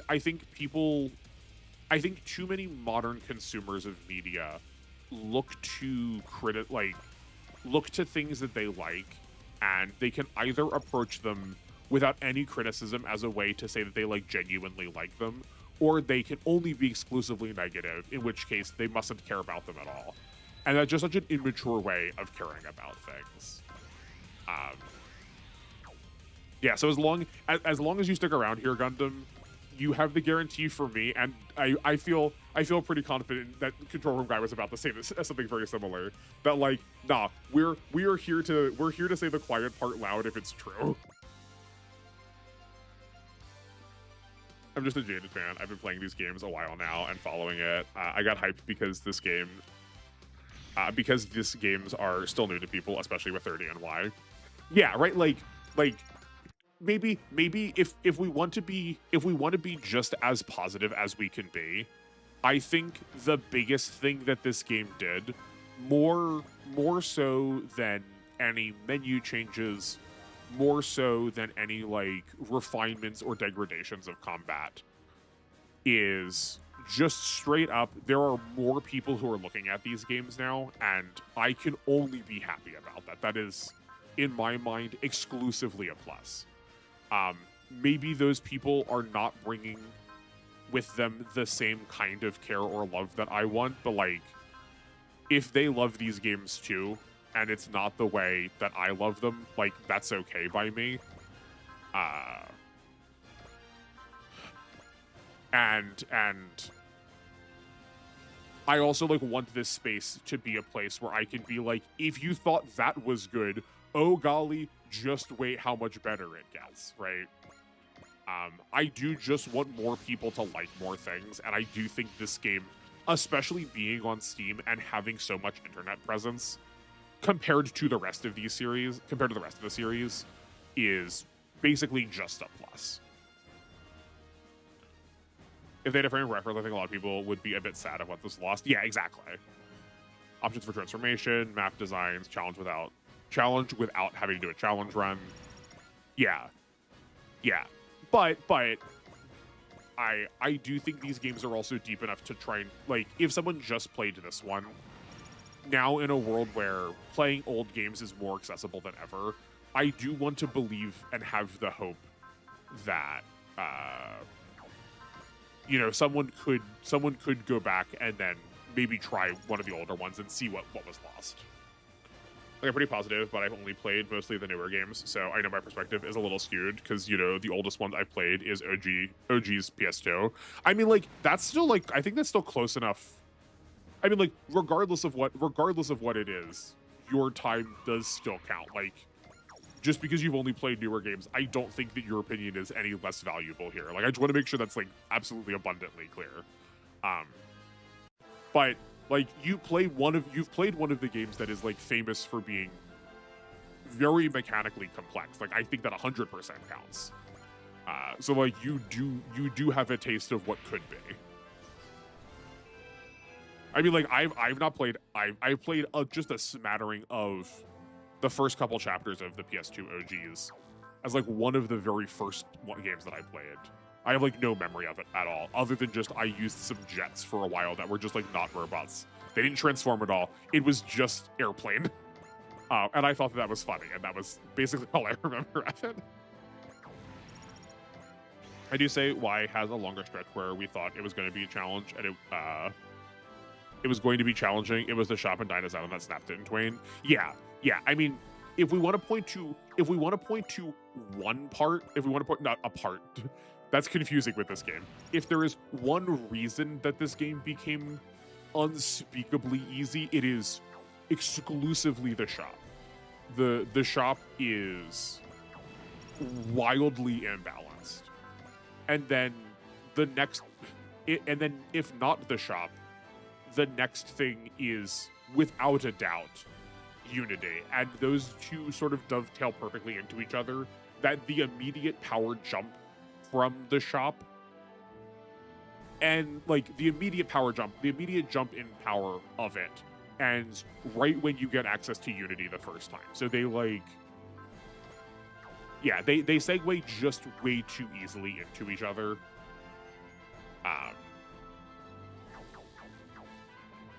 That the game just like stops. Any semblance of complexity just stops mattering immediately. That's not what we want. We want assists. We can use Mari. I think Bravery will do it. Oh no, they'll still try and okay. How do we want to deal with this? We've not used the Dynazenon in a hot. Oh no, we said we were only going to use these ones. We'll just keep doing it this way. That's fine. Shame we don't have like combo, or like it's a shame that none of these units have map attacks. Far be it for me to ever request that something has a map attack, but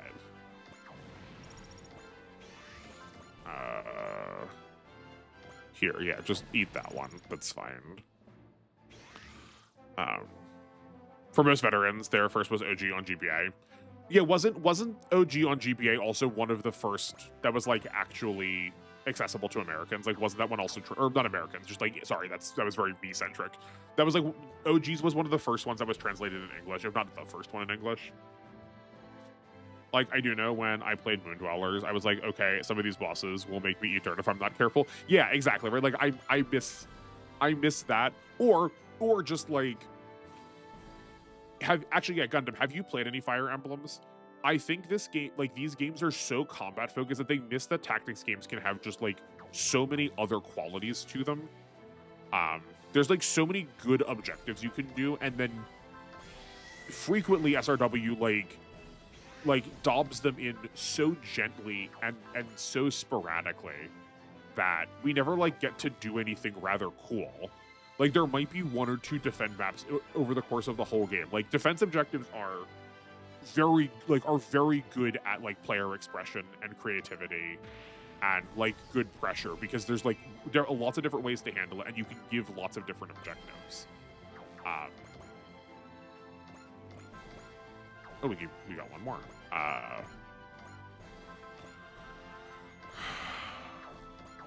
But like even in the best games, regularly maps are just kill boss or like clear map, and like that can get very samey.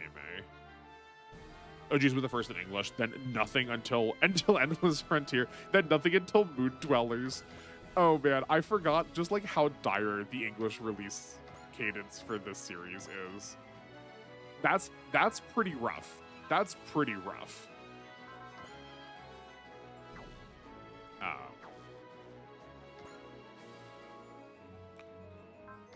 Man.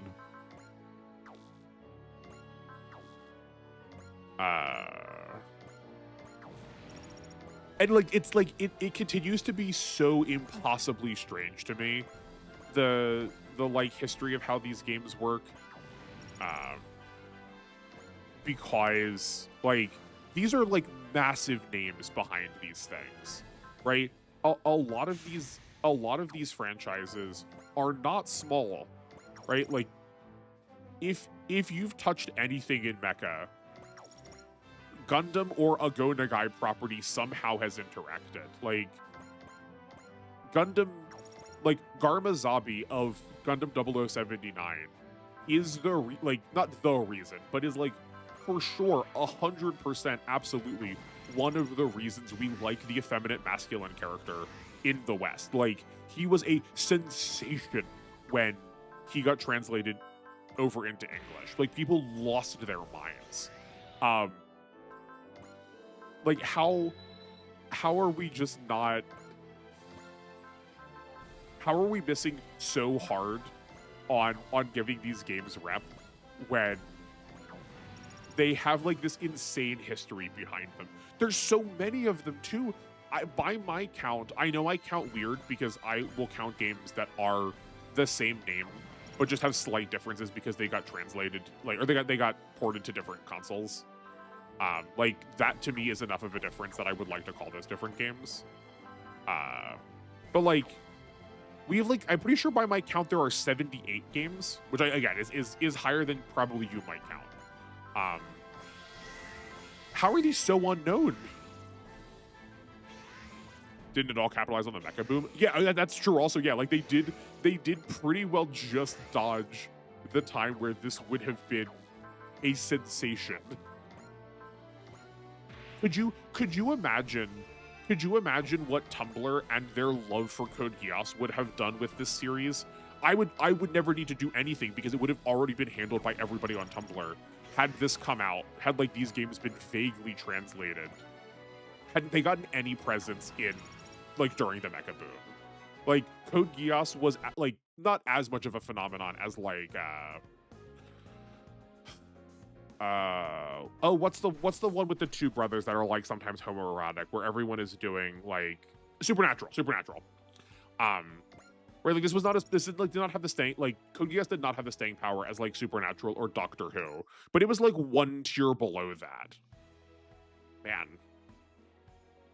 I remember hearing PS2 OGs didn't get localized over here because apparently a CEO at the time was like, if a Japanese game doesn't have a full English dub the whole way through, we don't want it. That does not surprise me. That does not surprise me that the attitude, that would have been the attitude if true.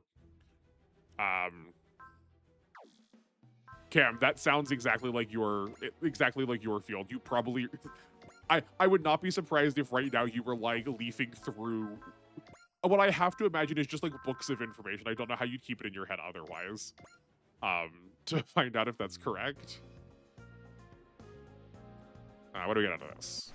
This is just 2000 MXP. Okay. Power up Dagarn plan.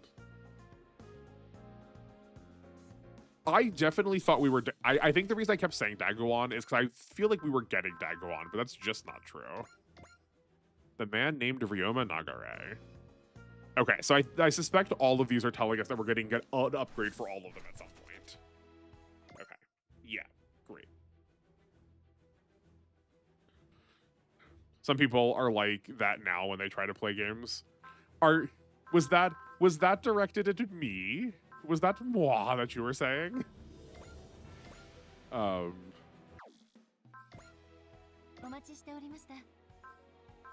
I have an unhealthy one to catalog things? Or actually, hold on, maybe that was about what Gundam said. Oh, just seen your well. Good night. I'm glad you were able to be here for like the return of the inaugural stream, NR. I'm glad you were here even if for a moment. Good night. I hope you sleep well. Thank you for showing up. Streams are back on now, so everything's working. Everything's like working perfectly. So expect streaming to return. I guess let's just start dumping stuff in. It's so honking expensive. We need 10. Hold on a second. Do we only need 5s? Is it only 5s to get upgrades? Was I just like, am I overspending on this? Is just 10 the first time we get one of the like goofy other bonuses? Which is my enemies in Final Fantasy didn't have full dubs until 10. Is that true? I feel like I feel like that can't be true. We only need to go up to 5. Okay, well this will be cheaper then. I feel like when 4 got brought over here as 2. Maybe I don't know what the word full dub means.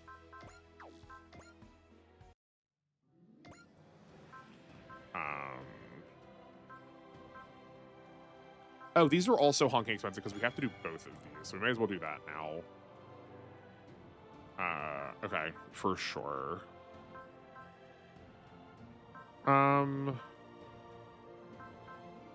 All story voice acted, I believe, is usually the expectation.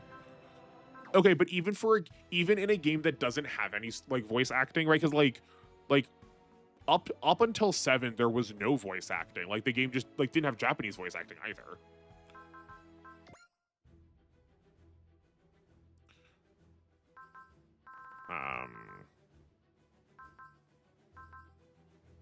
Well, I guess let's just keep jamming. Someone correct me if I'm wrong. I'm not the biggest Final Fantasy fan. Yeah, so as far...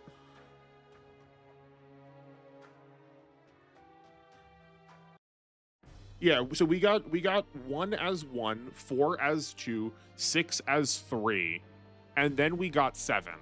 7, 8, and 9 all came out. And like, do those originally have voice? They must. Maybe they don't. Maybe there's no voice acting in those games.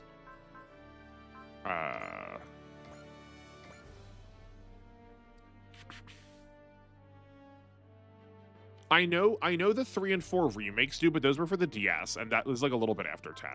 So I guess that like still works with the proposed timeline. Yeah, I don't know. If I am a fan of something, I tend not to be a fan in the way where I know a lot about the production. I tend to be more like internal. Like I tend to have more internal knowledge about it. Like I probably could at an alarming level of degree tell you where most things are in those games, but about how they got made, probably not.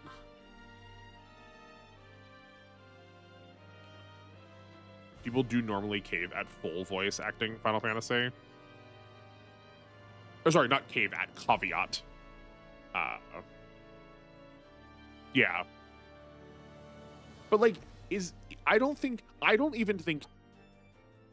there's any Final Fantasy that is fully voice acted that I can think of.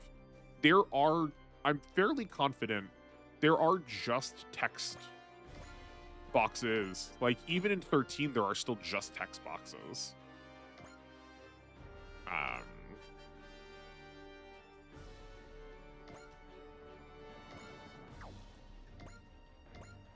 Yeah, I think that's true. Sorry, I'm like deep in the tank now about this. That's like probably not actually helpful or interesting. Fire Emblem was partial dub until SOV and 3 Houses. Isn't there? There's gotta be text boxes in 3 Houses that don't have dub to them. I feel like that's gotta be true. Is every single monastery interaction dubbed? Is that really true? Like, if you tell me so, I believe you. That is not my memory of it. I think it may have been a Bandai of America thing, because I remember them fumbled the bag so hard the Japanese brand shut down at one point. That seems, yeah. All main story. Oh, okay, sure. So side content could be excluded. Okay, maybe the examples I'm thinking of are like side stuff. Okay. So like the part that for us is actually important, but I guess yeah, for most people it's just like whatever.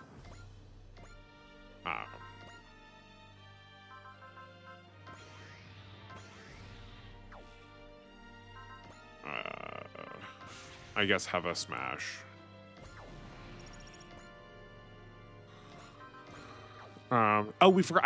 I keep forgetting to check the assists. I knew there was something else I needed to do, and I couldn't remember what it was. We need to check the assists to put stuff in for Dagawan. Not Dagawan. I keep saying Dagawan for Dagarn.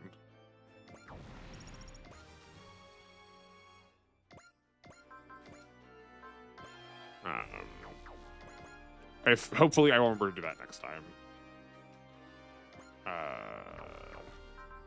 Can you die to the dragon? You do not. That's fine. We'll just have him charge up on these. I mean, I gotta say, I am glad that Ryoma is good. Like, I'm always happy when the getters are good. But he is not good in a way that I think makes him unique. I guess other than I guess other than the fact that he can reach damage values that no one else can because of his ace bonus.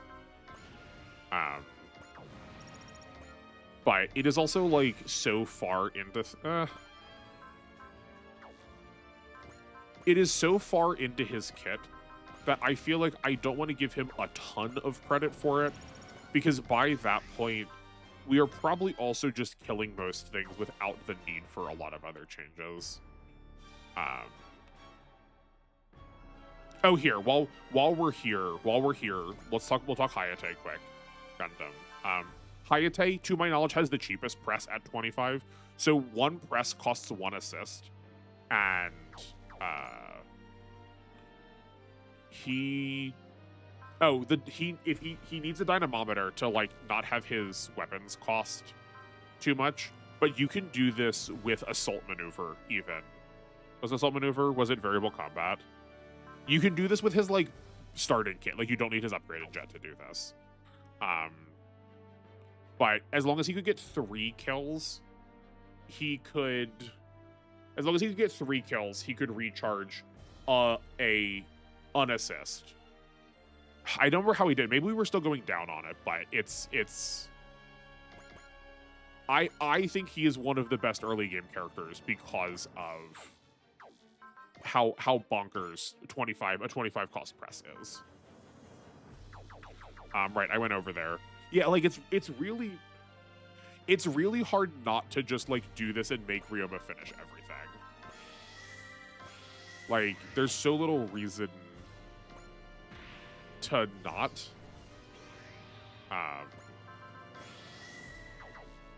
And not having like the free extra fortunes makes this just like more expensive to upgrade everybody else. I guess we should probably be putting the whatever the extra money ability is on him, but that just like makes us spend more money before we get the upgrades for everybody else. But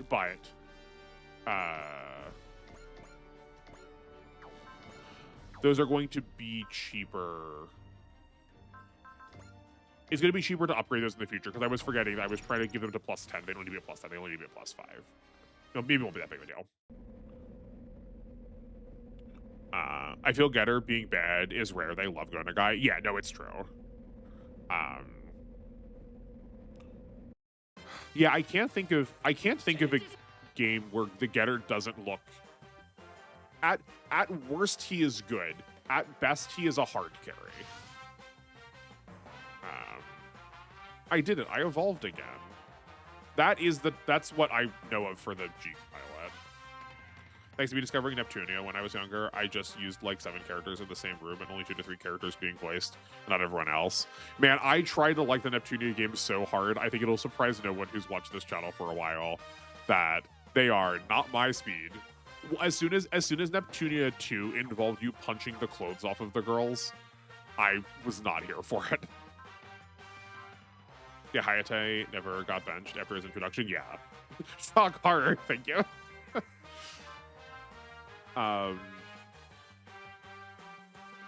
Okay, so that upgrade actually that upgrade did literally nothing for us, right? Maybe they gave us some more like points towards things, but like we didn't get another ability, we didn't get any other skills.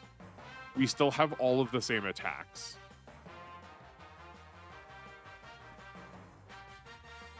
Pretty cool and unique turn-based action, but solidly AA. I put it to you, if you like that style, try Arc the Lad. Arc the Lad has basically the same system, and also has just like a really interesting, compelling story about like otherness and like what monsterhood looks like, or like what heroism actually means. You have a 2-part story of like 1 human party and 1 monster party that are like on a crash course by endgame. It's such a it looks painfully generic at first, but if you've not played them and you like RPGs and you like that style of RPG, the like Neptunia circle area deal, you should definitely try it. But speaking of that circle area deal with Neptunia, that's how Super Robot Wars Neo plays. I know people don't like that game. I know it is maligned, but I love it, and it plays exactly like that, but you also get to use the punchy robots. I gotta get an excuse to get Neo on here. Okay, someone who has watched these shows, is Hadias an enemy for Jeeg and not just the Mazinger? Like, to me, this is a Mazinger enemy. I know that this is like, I know Jeeg is also Go Nagai production, Go Nagai production, and they sort of all end up overlapping anyway. But like, does he actually fight him? And if so, if not, why do we not have one of the Jeeg bosses? I remember that a streamer was like, I don't know if I should get into Neptunia. In response, I was like, if you can't deal with boob jokes every other hour, it ain't for you. I mean, I do think that is part of it. I think usually my hang up is here. I think my qualm is not the sexual explicitity of it. It's very, yeah, it is very otaku coded, right? Like, I definitely was able to chuckle at the fact that bust sizes equated to the theoretical like hard drive or like RAM or like the theoretical processing power of the consoles they were representing. Like, I for sure got a chuckle out of that. I think my qualms come from the like presented age of the characters. We are told that they are old because they're like, no one is actually a normal age, but they are definitely coded to look very kid-like, and that's the part that makes me uncomfortable. If these were all like, if everyone looked the same age as, I don't remember the names of any of them, but whoever Louise at like PC is, if everyone was roughly that age, I would just be like, okay, I get it, it's a booby game. Haha, some of the jokes are very funny. But like the number of times where it was like, I can put the child that looks like she's 8 in a bikini, was like, that makes me really uncomfortable. It knows its audience and its tone, and I'm perfectly okay with that. Yeah, right. Like I've said that before with a lot of things. Is if you were going to do something like that, I am so much more interested if you hard commit to having your audience, right? Like, don't go halfway. That's only going to make literally any piece of content you make worse. Like, hard commit, and they super do. They super do. I will always be vocal about my umbrage in the way that, like, anime especially almost takes glee in making the horny characters also appear very childlike. Like Senran Kagura is another one of those where you just either like it or you don't. Yeah, like, yeah, I do think Senran Kagura is pushed a little bit more than Neptunia is. But yeah, I would say that it falls in roughly the same category of thing. I've never been able to care about stuff like that in a video game, especially anime, where yeah, the audience is part of the anime audience, but most of them do get big boob adult versions. Yeah, I think let's do this. Yeah, I think because of the way it intersects, I think it teaches people a lot. It reinforces a lot of people's behaviors that are very problematic, and it intersects very cleanly with how we've seen a lot of responses to media in my country. Not that they are directly paralleled, but they're like sort of perpendicular to each other. That I am hesitant. I am always hesitant to turn a blind eye to a piece of media that is going to be somehow dehumanizing.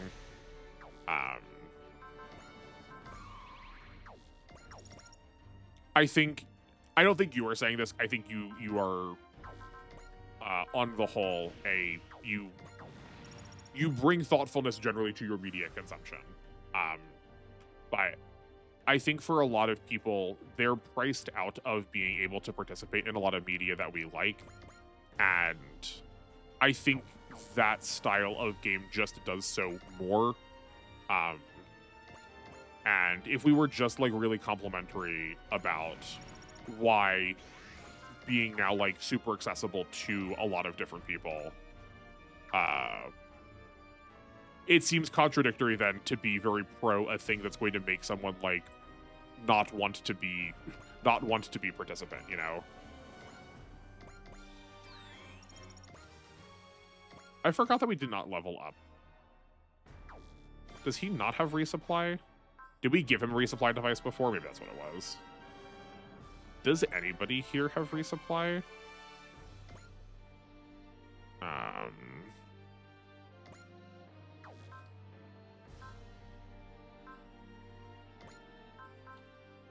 You have resupply. Okay, cool.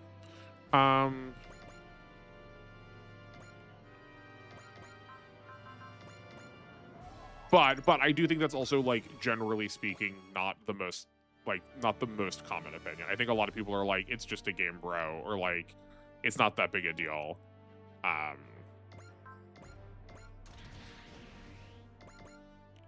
But in particular, when it comes to, right? No, so we weren't gonna do that. We said we were going to do that.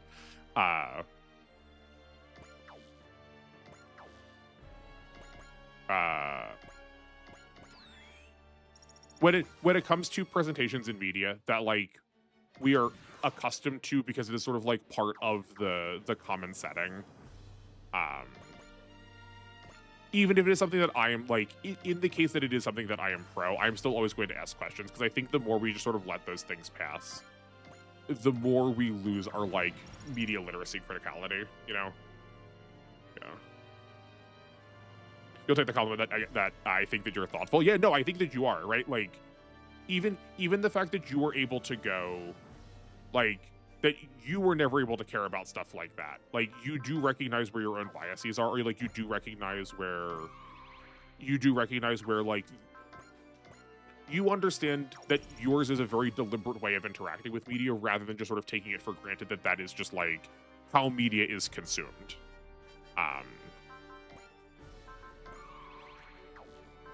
And like we've spent like dozens of hours on this channel talking about like people's inability to think about media sincerely. So, you know, my problem is I've never seen the results pour out between anime influenced people like that, despite a lot of people saying it.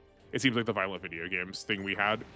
I do think that I think some of the conversations do end up feeling very akin to the like violent video games that have violence in them are making our children want to commit murder. Like, I do think that there's a lot of there can be a lot of overlap in those conversations. I think the reason why it feels different for me is the problem is we are not going to see it, because what you will just see is people not participating rather than people participating in a way that seems scary.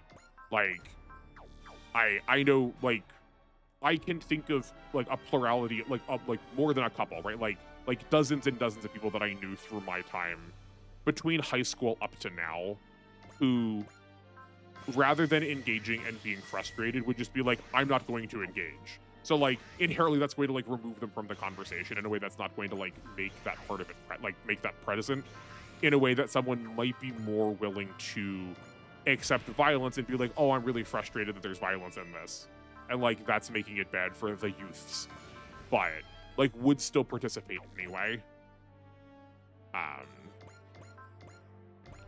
I think that is like that's like in particular one of the reasons why I am like so vocal about like one of the reasons why I am so vocal about things that involve sexuality is because those are usually the conversations that are like the most overlooked, because people are just going to not be around rather than be around and frustrated, right? So like trying to give that voice when those people aren't going to stay in the community long enough to say something, like that feels like there's a difference to me. I feel like I said the same thing 6 times. I think you all get it.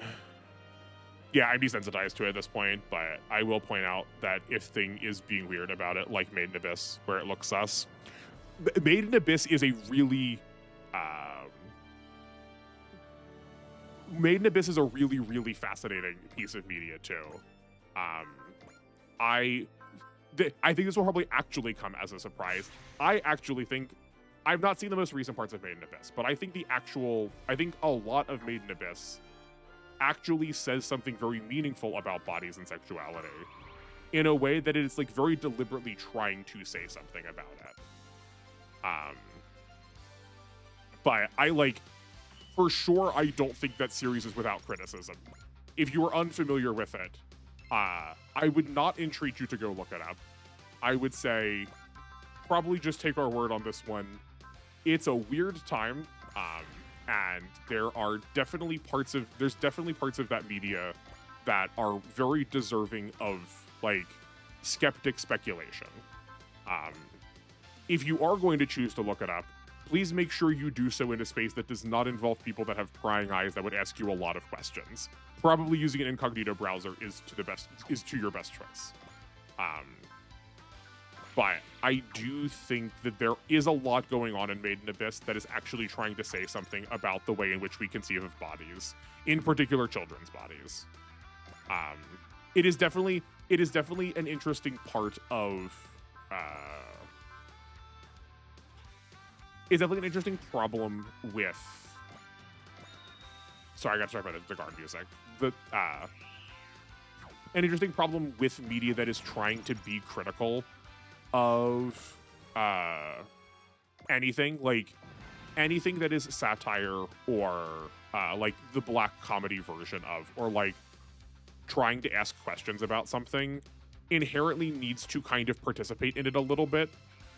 And when done so, it's often really hard to differentiate between whether it is doing the thing or being critical of the thing, you know?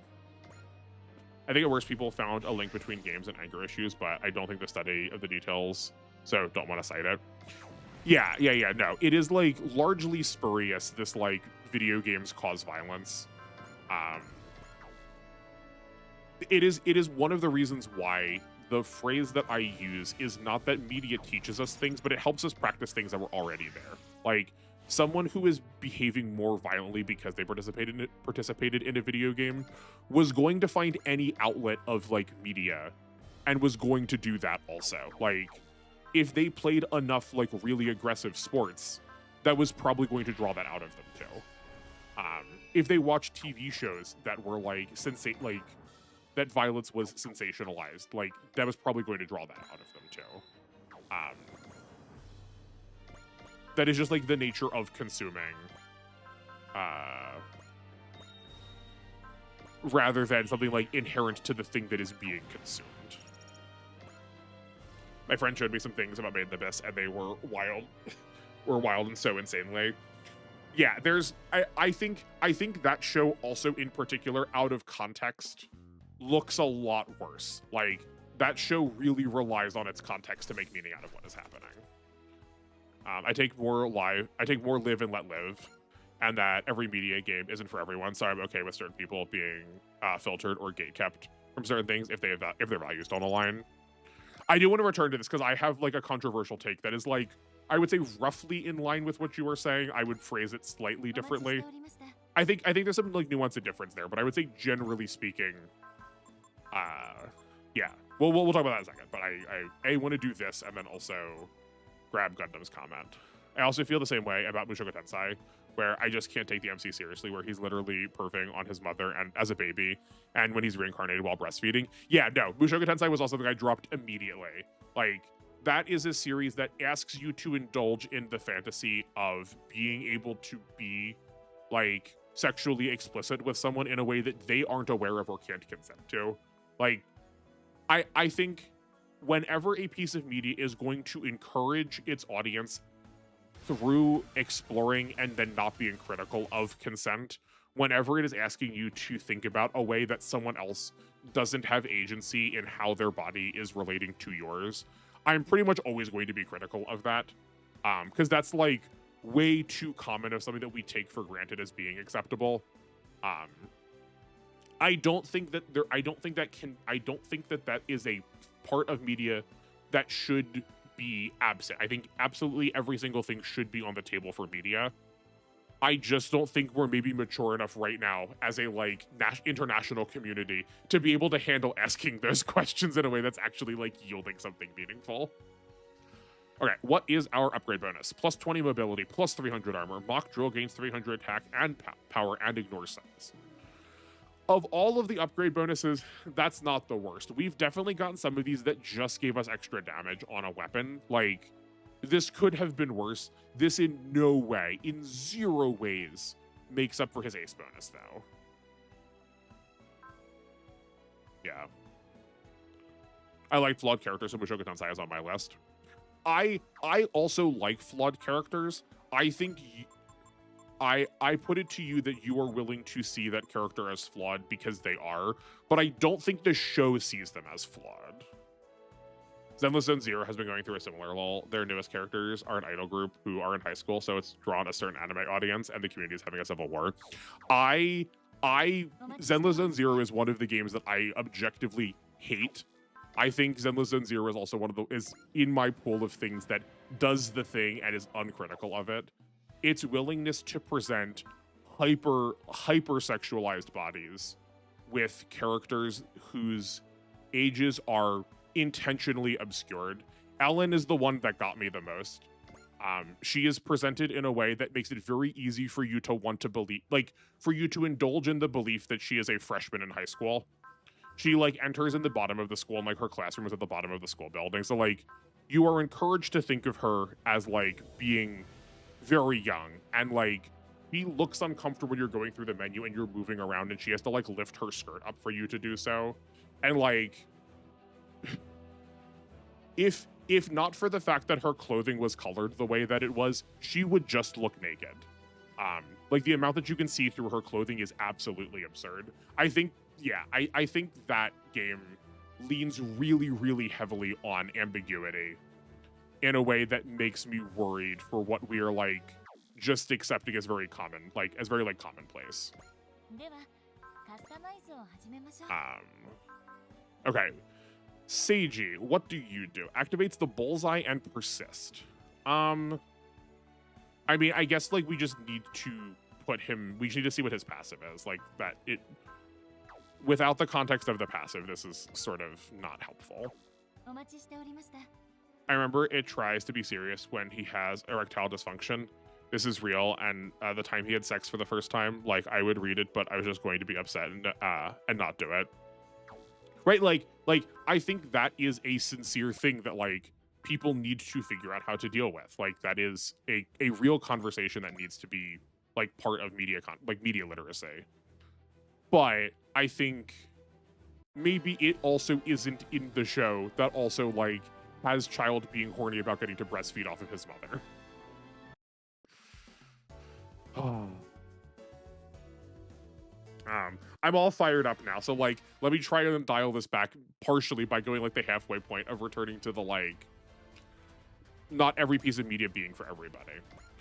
I want everyone to have the opportunity to participate, but I do think if we are designing things such that everybody can, like, such that at entry level everyone gets to participate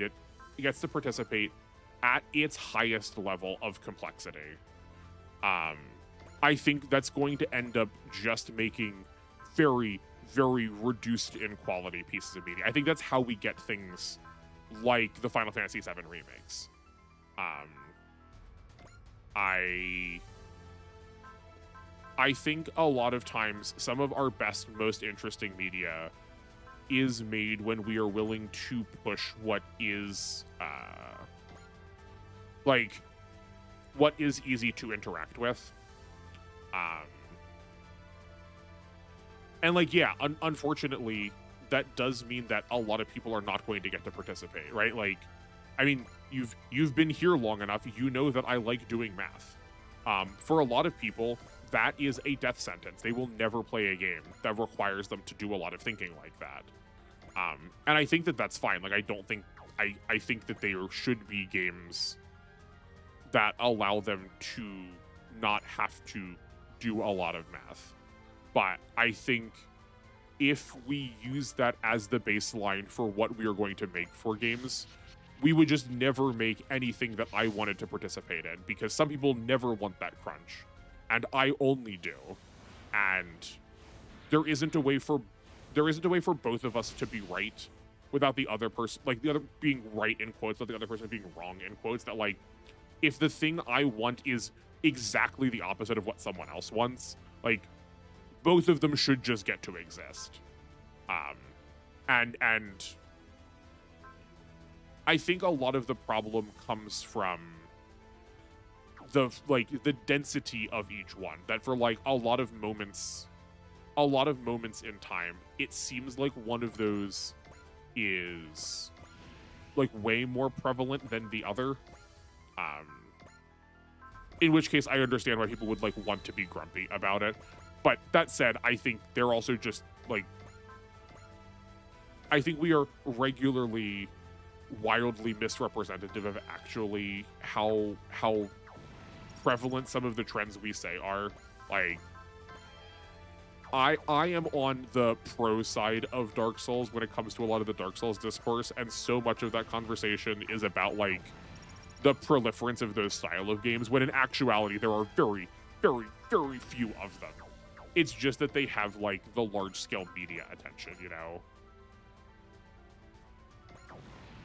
Like, I feel weird about it because I love the Rants series, something that makes people bounce off hard.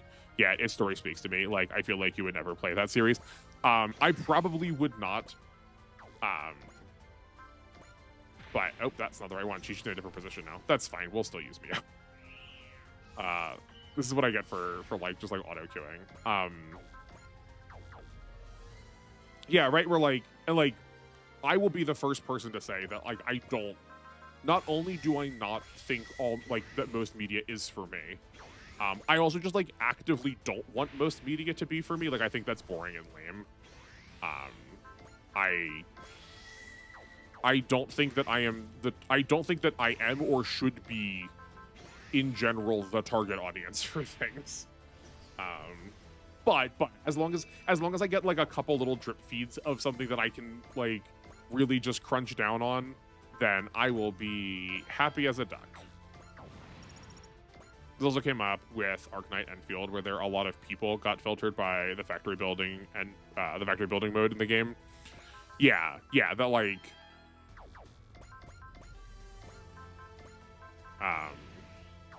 yeah, there are just like sometimes there are just like very specific types of gameplay that like do not resonate with people, and then they get like really, really upset when they don't get to have the gameplay that they want, you know? I defend Mushoku because it feels like a lot of people don't give it a fair shake, so I can't trust many of the thoughts on it. Okay, I'll come back to that thought in a second. But I also have probably a high penchant for anime BS.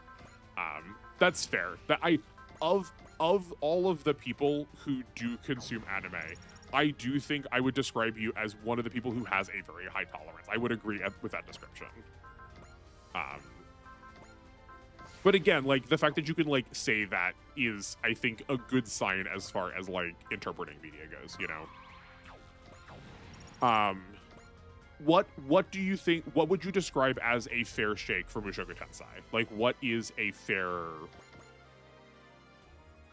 yeah, like what feels like a fair shot at it? Like, Rant series is nuts because every game is different genre. Like, one game is literally a roulette wheel and it's very luck based. I do remember you telling me about, I do remember you saying this before, that like, I don't remember how we started talking about this, but that Rants was one of the series that does like change genre basically every time you play it. Which is like a very interesting principle. Like, it's a very interesting concept to me. I like the idea of that.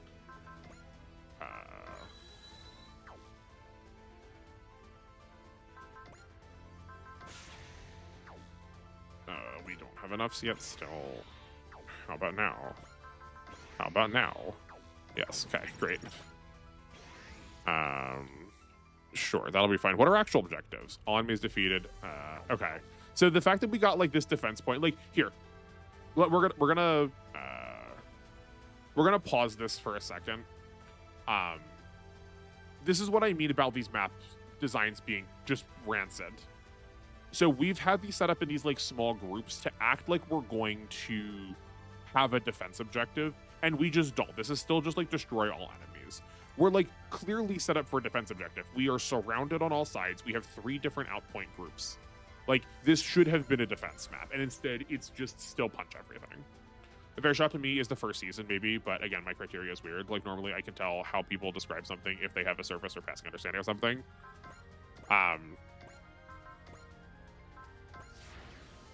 Yeah, is the first season of this 12 episodes? I don't think I watched. I think I watched the first like 6 episodes.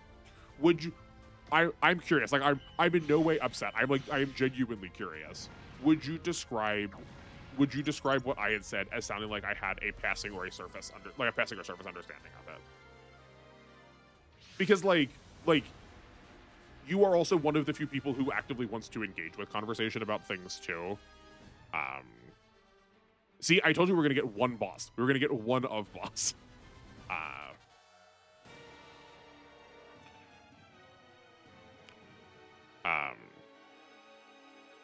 So like it's helpful reference points to like try and figure out, you know, to be able to have like a real conversation. Especially something like Mushoku, because the show doesn't really think Rudy is right. Does it not? Okay, that is interesting. I think you are the first person I've ever heard say that, or like in the same way that I just said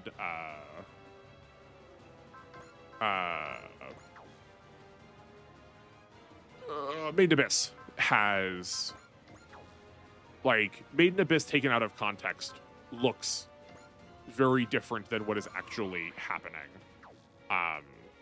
Anytime I've ever seen anything about Mushoku Tensei, it always did seem like the anime was sort of taking Rudy's side about things. That does not surprise, like, hearing that, it would not surprise me then that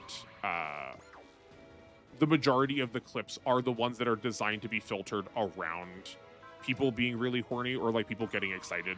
Like, I understand why there might be a lot of bias there. You do, but the anime is long, and most of Rudy's growth ain't happening in 6 episodes. Yeah, I mean, that's fair. Yeah, okay. I think it presents Rudy's actions as something he needs to grow out of and stop, especially with the main cast girls. Okay. If that is the case, then I am 100% pro that then. Like, it is the reason why I guess like my version of this is Undead Unluck. I think Undead Unluck is one of the perfect instances of like teaching people to how to have healthy relationships. But again, if you watch like the first bit of it, if you like don't get past where you beat Victor for the first time, it will look like just like booby hand grab the anime. And like I could see I could see why people would be very dismissive of it if like that was the only thing that they saw, you know.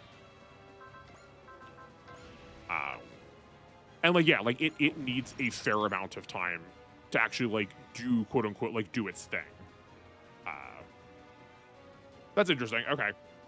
I do think the show does want to say something about sexuality, but I fully understand that its intro is an insane barrier. Yeah. Yeah, Undead Unluck is so good. Undead Unluck is so good. I think its power system is also like one of the most interesting like ever. I really like power systems that have like consequences to them, and like it's inherently so baked into things.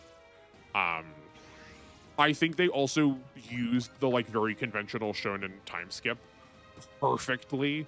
They used it in a way to make so much meaning out of their plot.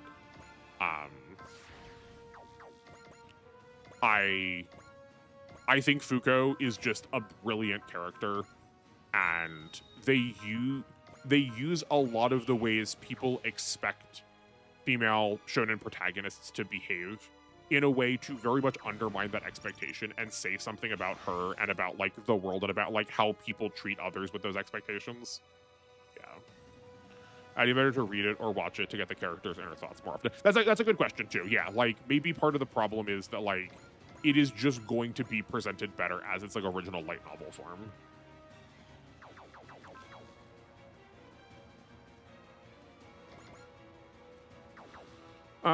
Okay, let's take a look at our boss. I forgot that we don't have to scan things. Yo, okay, hold on a second. This is just a good model. Wait. This got translated decently well, I think. Like, this just looks good. We'll see what it looks like actually, like, moving, but... this is just a big pile of stats. Shade of Command, we already know how that works.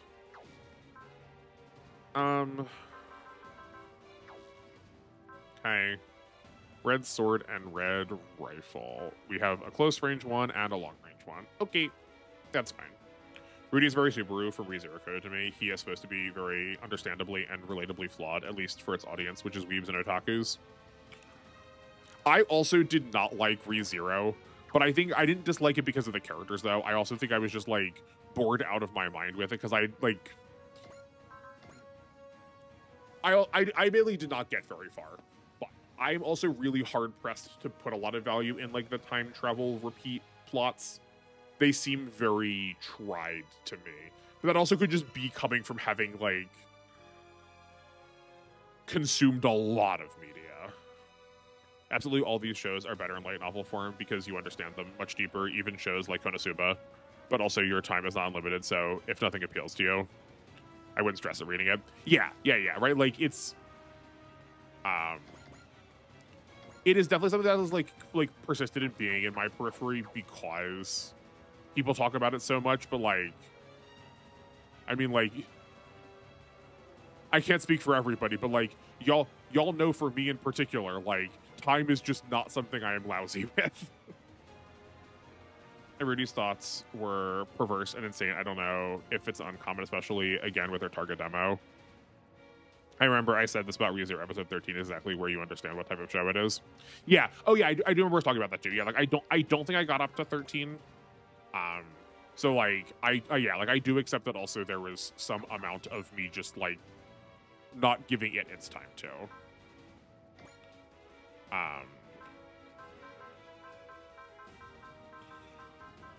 When do we get the extra cash? I'm, like, really tempted. Didn't he have extra money? Where is it? Defiance, supply parts, attacker,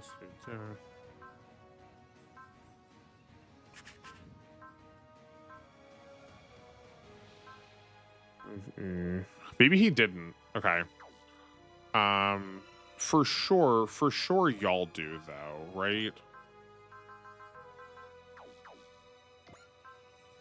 Did they take this skill away? No, there it is. Okay, Lucky Star. Okay, so it'll only be twice. I'm just trying to see if it's worthwhile. I mean, it's probably still worthwhile to get someone to have the kill. Oh, I forgot that there's also a part that increases all of our money gain. It's on somebody else. We should move that over onto one of these new units.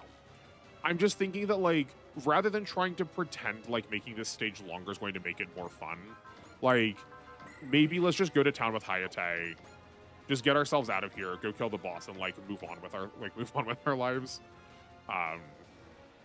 Because, like, this isn't going to get better. It's just going to be more of these. Let's just, like, get our money and get out of here. Lightest of all, spoilers in Season 2, you meet his parents, which is so rare in Isekai. That's true. That is definitely true. Super is also fleshed out and flawed, and his flaws due to the outside feel like generic Isekai MC traits. Okay. I accept that as a... I think we did this last time, too, but, like, that review of... That, like, light review of it does make it seem, you know, like there's more there. Because sometimes with newer stuff, sometimes I feel like I don't give a fair shake and go full hipster mode. Like for newer shows, I read Demon Slayer and Kaiju number 8. Yeah, I've been thinking about this a lot too recently with a lot of like media that I've been recommending to people, that just older things feel like they are better.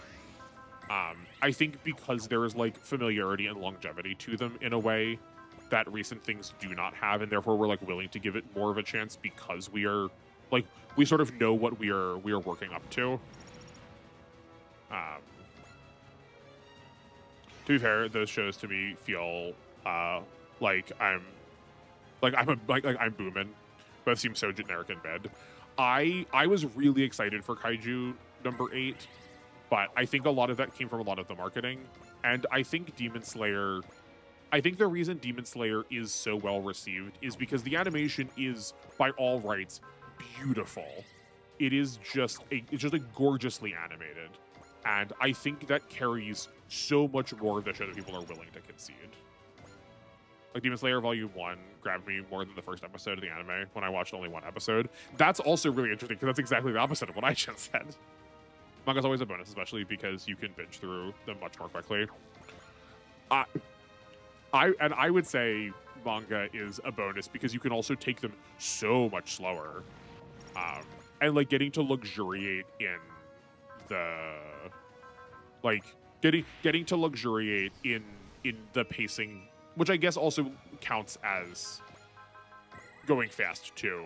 I think deeply benefits a lot of the panels. Like you were able to actually take time to appreciate the art. I do think, like, to contrast the usual, like the anime is always worse.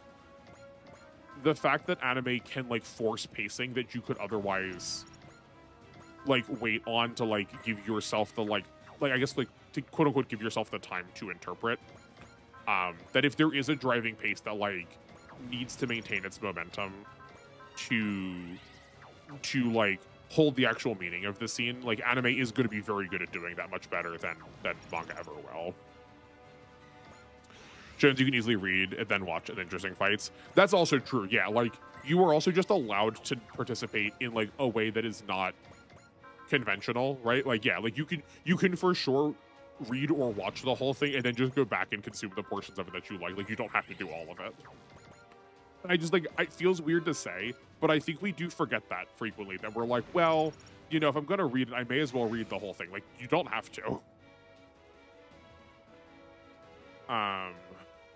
Okay, let's just make this utterly stupid. You get analyzed, and you get daunted.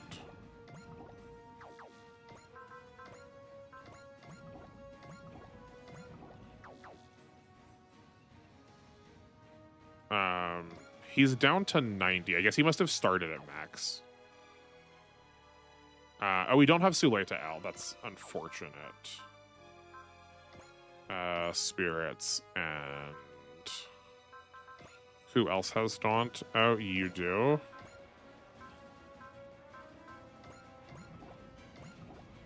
Koyomi. Right, we also need to use all of these now. How about that? Responds, pierce, focus. If you not used the Dynasana before, if you've not used any of the combine, I think, are there any other combiners in this game? I think this might be the only combiner.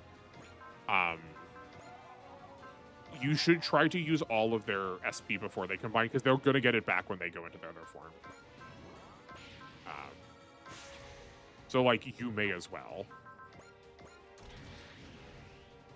Or at least, actually, that's how it used to work, let's say. No! Oh, my word. They don't get it back anymore. Am I... Please remind me, but for sure they got all of their SP back when they combined. They used to combine, right? Was that a bug? Was that not how it was supposed to work? Because I know we used to do that way. Like, Berserk to me always seems to have been a cursed anime after the 90s show, because I feel like most people don't know the second half where Guts gets basically an adventures party. Yeah, no, I am a real big fan of Berserk. I think Berserk does something that's very rare in manga. Just in like a lot of the things it does are very rare, and none of the anime captures that well at all. But I think also because like Miura like paid his life to make that. Like he did in fact like leave it on the page. And like you're just like never going to capture that in anime. Like there's no way you're gonna ever capture that level of detail. But I think also in those cases, like, but like, do we need an anime of it? I don't like. I'm okay if we never do. Like, I don't even think we need it. I think it's fine without it. I want Dagarn to get the kill, just for like the canon memory of it. Sure. What else can we do? I feel like there's other things we could have done that we've... Oh, yes, we need to... There's a reason you are here.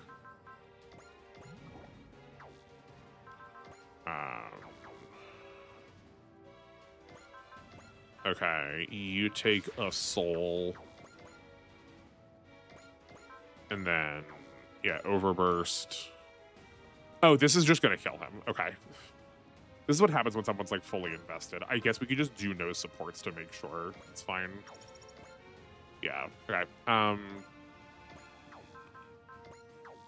Assist and oh, that was the other thing. We also need to like spend Seiji on everybody to make sure that we have him leveled.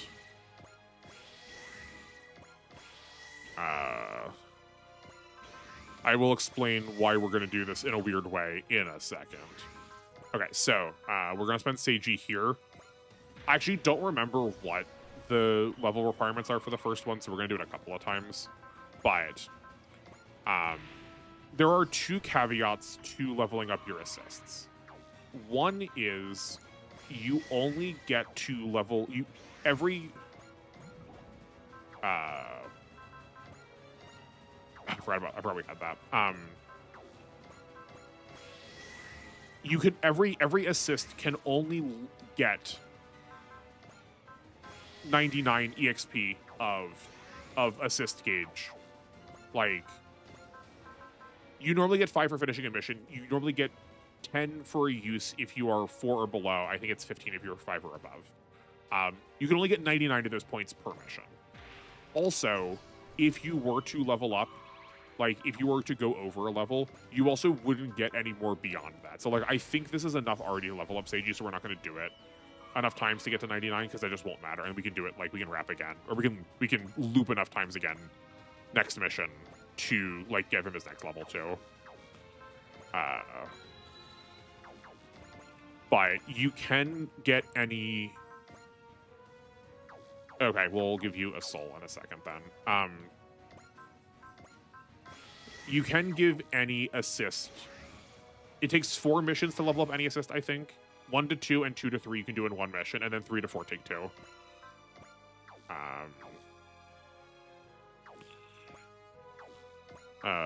Do you have 1 left? Okay, great. I think that's enough now, or we're good. We only need to do this way, yeah. All right, Hathaway released. Can't wait to get to the end of his movie and Guns N' Roses playing the credits. See what that's actually in the movie. Gundam has always loved, like, Gundam has always been in love with music. I am fairly confident that I have a copy of Zeta Gundam that uses Endless Whispers as its ending theme.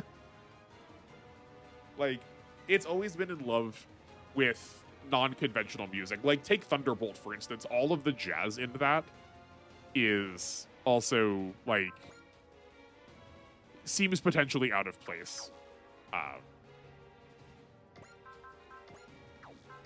But I love the idea of it.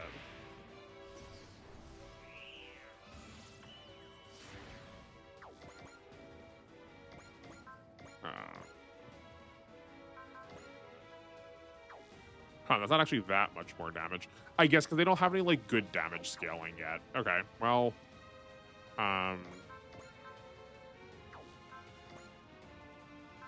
do you have a way? Do you have, like, drive somewhere in here? Oh, no, okay, you got spirit. There we go. Dominion Obliterator. Do we have extra damage in here anywhere? No, unfortunately. Okay. What else can we do? I'm, like, trying desperately to not kill this man.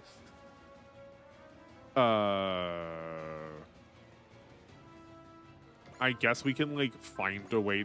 We can't find a way to just tap him.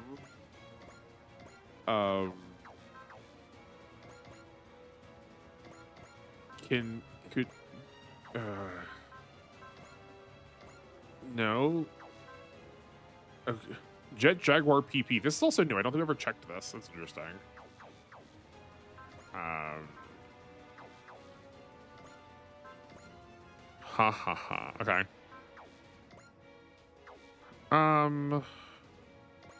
This is like spending. I said I was gonna make this faster. I think we're just like making this slower because of how we're doing this. That's fine.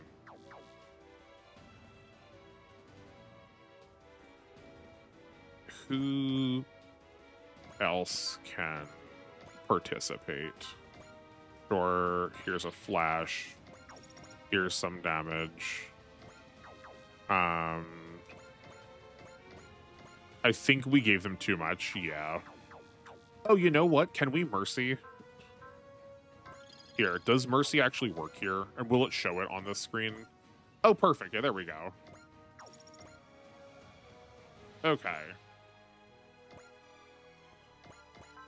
Easy. We just, like, never use Mercy, so I just, like, I never think about it.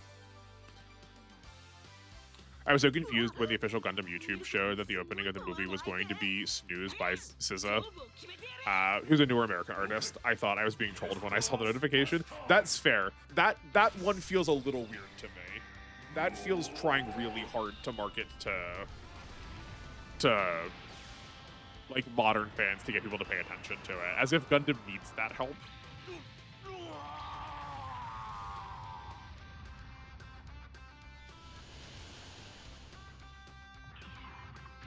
I did sort of forget to let us see what the boss did, but that's fine.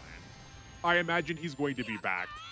I can't imagine they made him for one boss fight and then are not using him later.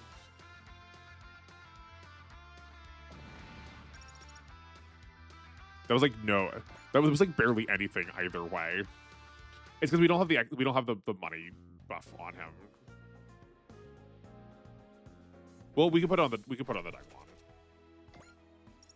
Actually, no, we should probably put it on.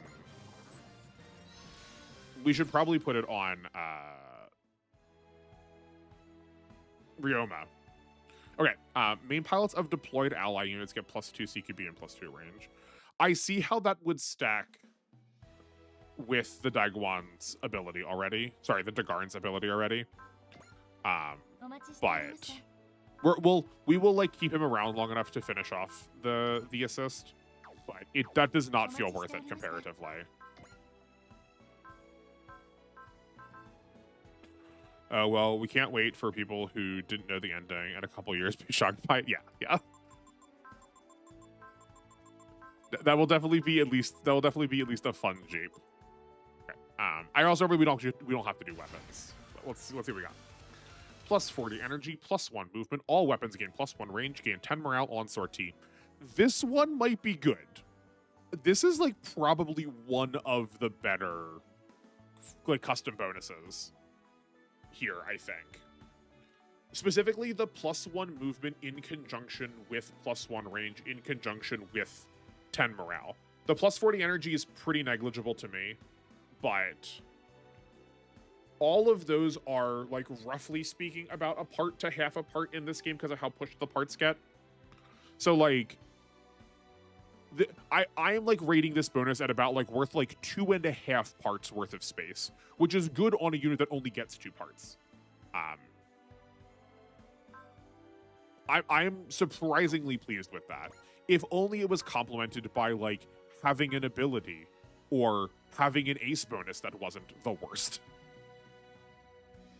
This is such a weird unit. It's so all over the place. Like, its base stats are rather good, but its ace bonus is atrocious. This is so costly. And then, like, the rest of its damage is, like, non-existent but affordable. And, like, yeah, this thing's all over the place. Which is maybe, like, that. I guess technically that makes it more interesting. So, like, I shouldn't be that grumpy about it. Okay, what is the thing that gives us... Oh, no, this needs to go on you. We're going to switch it out for the Haro, I guess.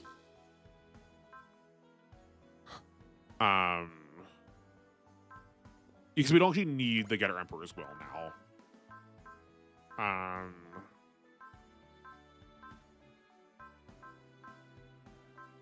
What was it called?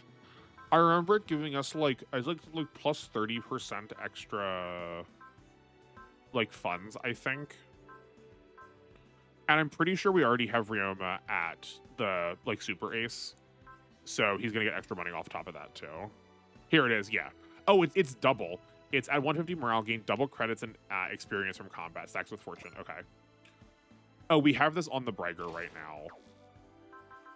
Right, because they are also the farming unit. Right? Don't they have something? Is it Kid that has it? The Fortune's Spirit credit bonus increases from double to 1.2 times. Okay. Does Wizard Operator also gains extra experience and credits from combat stacks with Fortune, but not other gain boosting parts? Okay, so those actually probably didn't need to be together then. That's fine. Maybe we were testing it to see if that was actually true. Oh. Sorry, I thought YouTube just popped up another notification for you. That's not true. You have Prana Converter on now. Let's give you... Sure. That doesn't work. That might go on Jeeg, though. That could go on Jeeg. Use the parts command to activate Bravery once. That's whatever. Spirit of Soul is just strictly better, I think. I think Soul matters a lot more. Ultimate cells. Oh. Each turn after sortie. Oh, right. Yeah. There's like so many of these parts just expect you to be around for a long time. And like, I guess technically speaking, we are going to be more because of how we are playing. But it just like they don't feel worth it when you like don't have to stay. No, in fact, actually, Mock Drill already is over that. What is this for then? I guess this just like lets you have damage on someone without having to like spend on their upgrades, but just yeah.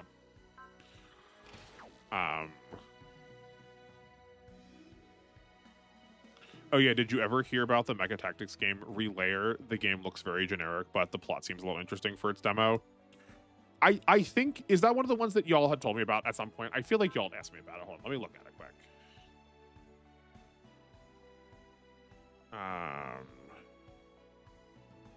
Nope, that is an album. Relayer Advanced on Steam. This does look generic. Oh, I don't think this is something we had talked about. I do see why you're asking, though. It does look like a tactics. It is like a tactics game. No, in fact, unfortunately, I don't have any opinions on the matter. I'm sorry.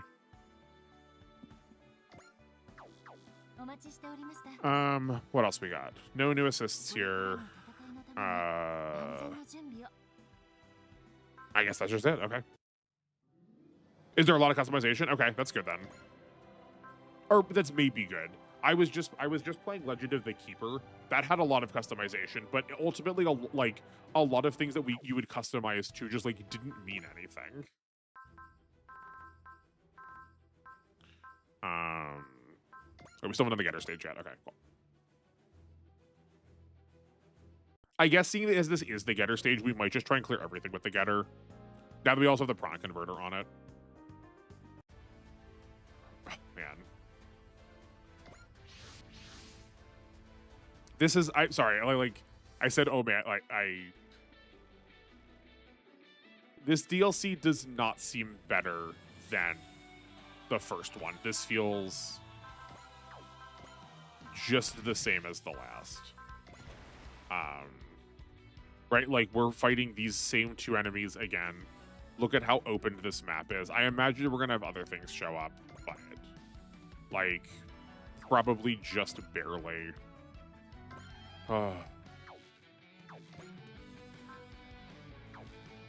Yeah. I guess let's have you kill some stuff too. Oh, actually, he still doesn't have Zeal. I swear that he gets Zeal at one point. I guess we just don't. Maybe we did it during a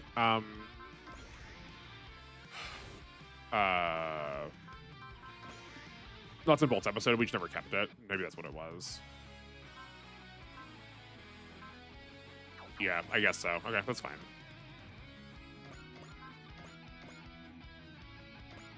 That's good. Okay.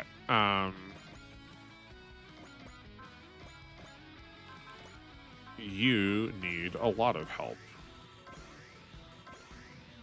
That'll probably... No. Fine. Okay. Yeah, so I think we're stuck with this being 1 right now. Because the game also just, like, weirdly doesn't let you use your assists sometimes. Um, I understand mechanically when it is happening. I just don't understand, like, why they've chosen to do that when it just prolongs the stage by a turn.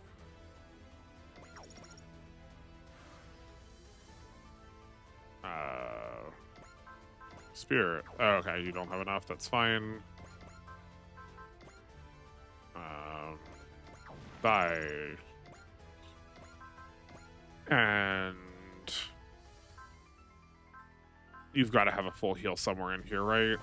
Sure, that'll work. I don't think I've actually seen what bonds looked like before. That was cute.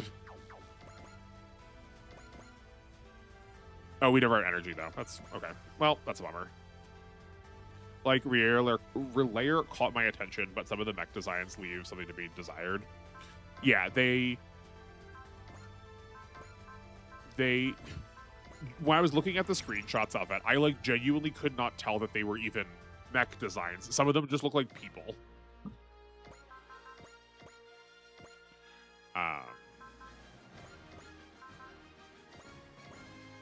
Here. Yes.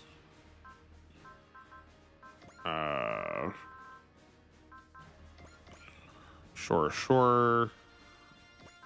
Daba, I guess you can come. Sure. But there's like nothing to talk about with any of these. Do we get anything? Please put something on the map. All enemies defeated. Okay, so this is the final. And they moved everybody again. Oh, okay. Well, we did get a change. Getter Noir G. Cool. Okay. Well, we'll look at that. We will examine that more in a minute. I guess let's use the Gigant Missile. You can't call why not consistent. No, it's true. That is true. Yeah, like, I know. Like, I was being unreasonably hopeful. Like, there's no reason to believe the DLC would not look the exact same way as, like, the previous ones. But I also see Hayato here, so maybe we do a multiple paths. Maybe we do get to change it. See, I was maybe a little bit right. I did believe it we could change. But, like, think how often when we're playing W, we actually have, like, stuff to talk about. Where this, I'm just, like, sitting here quietly. It probably doesn't help that we're also doing this, like, at endgame. But, like, even if we weren't at endgame, this would be tedious. If we are at endgame, it's just repetitive. Which I guess is also still tedious, just in a different way. This is Musashi. Okay, cool. Yeah. It kind of reminds me of Sunrider, a mech tactics game with a dating sim element, but I like the mech a little more somehow. It's got 4 to 5 games. Need to play the sequel at some point. Sunrider's a mech game. The chance I buy that just... Oh, Sunrider's a mech game. The chance of me buying that just skyrocketed. Cool. Okay, hold on. Let's see what this looks like. Do I already own one of these? I have such a problem. Like, there's so many games I have in my Steam library that I just don't know. I just don't know that I have that I've acquired through, like, Humble Bundles or, like, just, like, collections of things places. Oh, I for sure probably looked at this and went, ooh, that's maybe a little... The fact that the suits cup the way that they do, I probably would have assumed it was going to be an arrow guy. Okay. I can get behind some of the mech designs. They have some, like, armored core kind of styling to them. The suits for sure feel like an Eva thing, right? Like, tell me I'm not crazy. Like, tell me that those suits look like an Eva thing.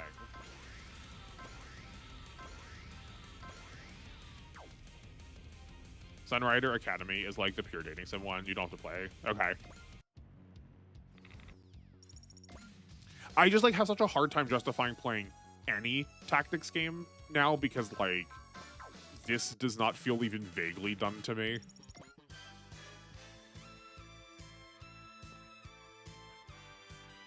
I for sure...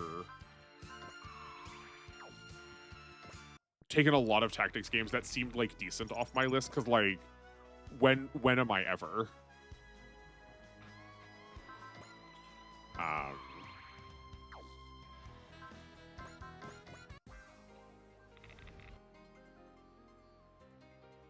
Counterpoint, you played all of Wyatt, it's DLC. Counterpoint to Wyatt.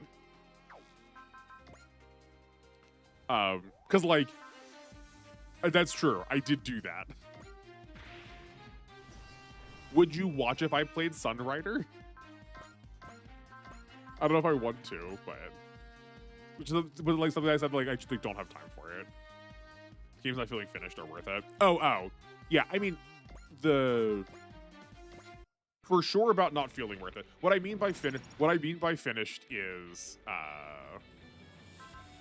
like I don't feel like my time analyzing Super Robot Wars stuff is finished. So like I could still be working on that. So why not? I keep ready to turn the animation off. Yes, you would watch me play that. Would you watch me play anything though? I feel like you might just watch me play anything though.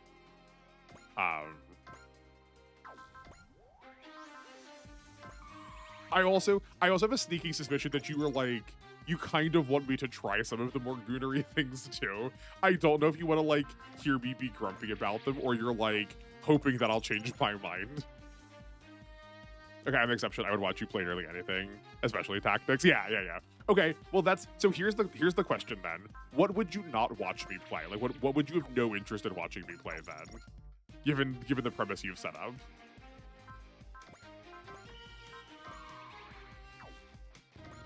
I remember it being a bit difficult on its normal mode, but that was years ago. I feel like you would breeze through that. I think that's also the thing, is that like, because of how I've played these games, there are so many other tactics games now that are just like so laughably easy that I'm like, why am I even bothering, right? Like, this just ain't it.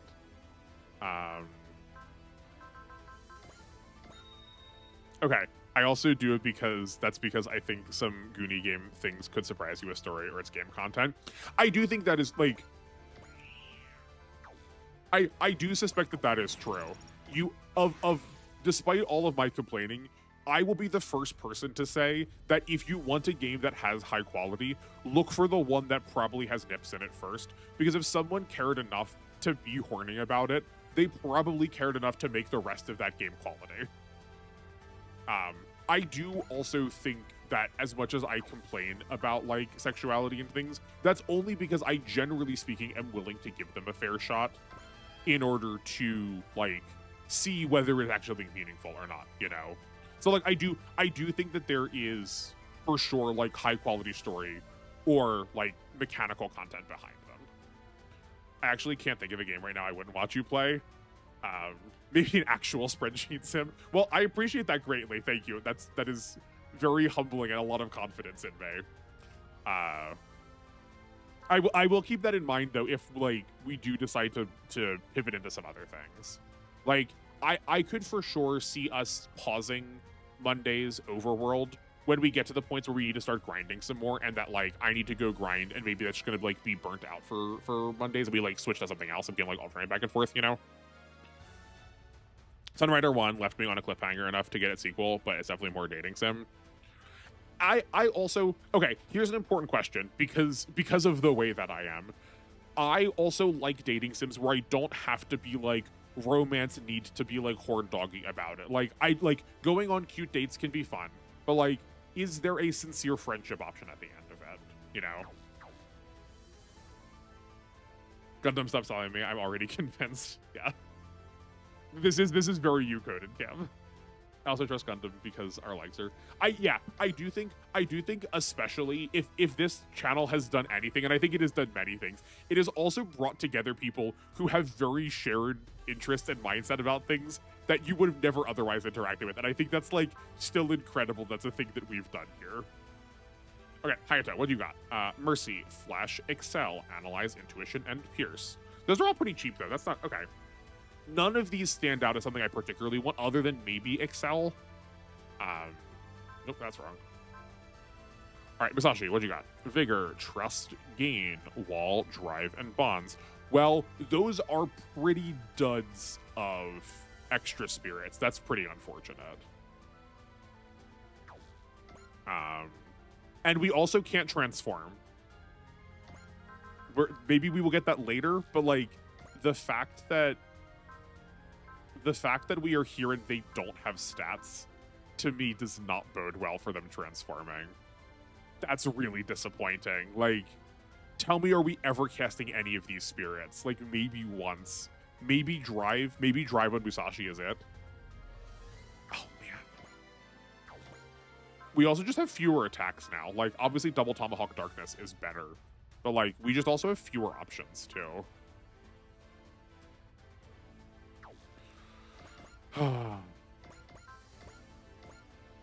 I was positive and excited for no reason. We already used Zeal.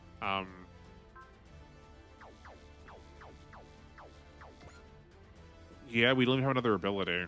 Okay. Well. Did you check out Battlesuit Aces mecha deck building game with apparently a canonical gay relationship, which just looks at the MC? You can guess what kind of game. Hold on, let's. Oh yeah. So when you were asking about Sunrider, there was a game that I remember you recommended me, Cam, that I had open in a tab, and then I like used that tab for something else, and like, or I had closed it or something. I was like, I never kept that game, and then I just felt bad enough that I didn't ask.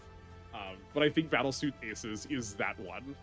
Yeah, Battlesuit Aces is for sure that one. No, I have not looked at that. I do like card game. I see the main character. I don't know what kind of game I'm supposed to assume it is out of that.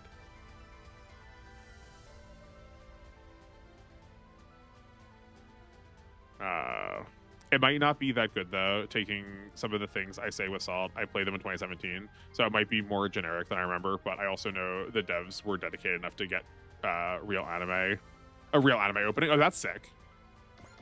I mean, at the very least, that feels like probably give it a try, right?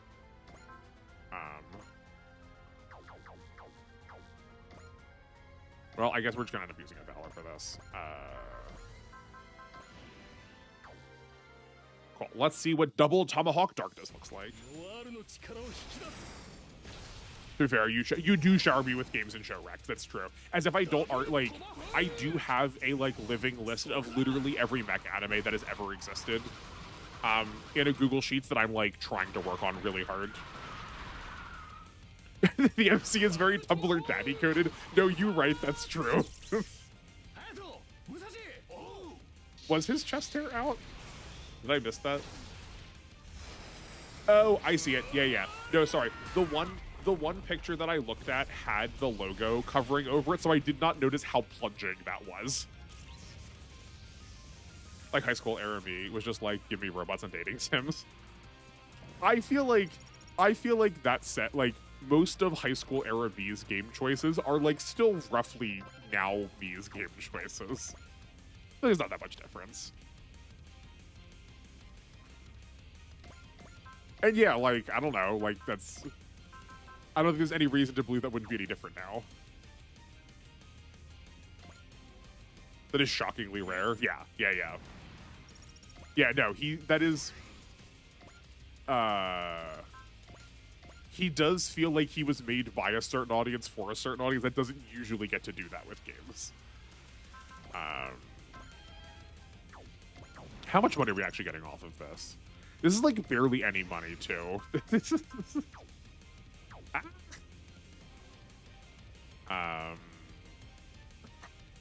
What do we need to do? We need to do some Unity. That was probably a waste at that end there. That's fine. No, we need here. We're just trying to go fast. High School Era Me was like High School DxD and Fairy Tail things changed a bit. Yeah. When you did start saying when you did start saying high school, I was expecting to read the words high school. I was expecting to read the letters DxD afterwards.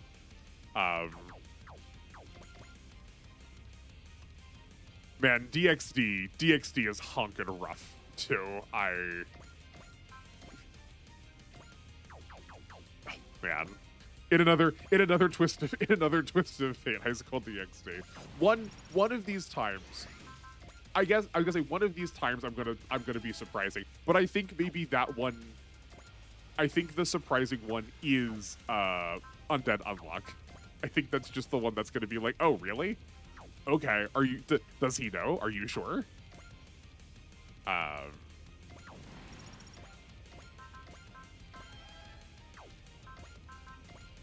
We can not move back with that. That's fine.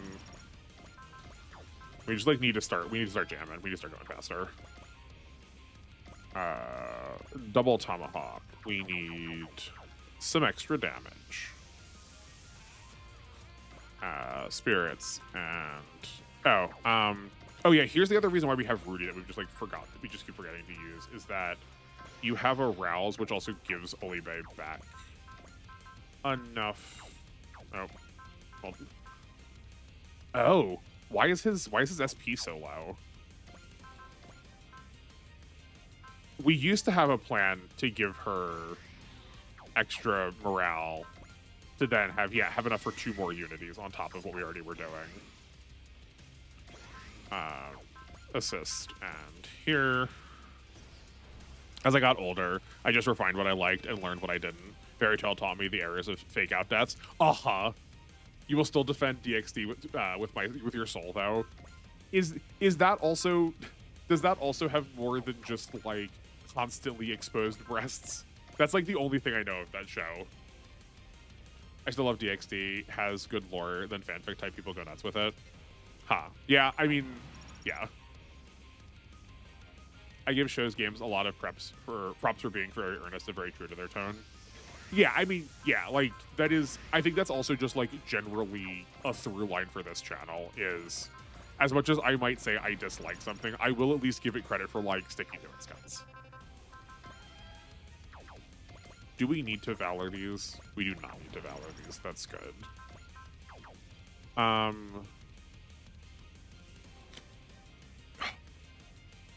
Is this even? It's probably not even worth it to do this. We're like barely getting any money out of this.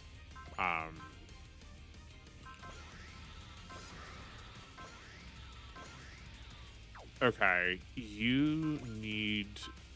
We don't have a press on here. Okay. I guess we don't actually just have. We just like don't have a way of giving him an extra turn right now. Okay, that's fine. Well, forget that then. I guess we do just keep. Well, that was a slight waste of time. That's okay.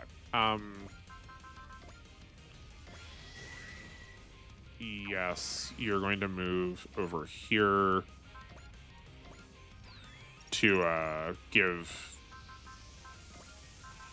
Etrica some SP after this. I forgot that we had that as an option. So we also had that as an option last time when I was just sort of like wasting time faffing about.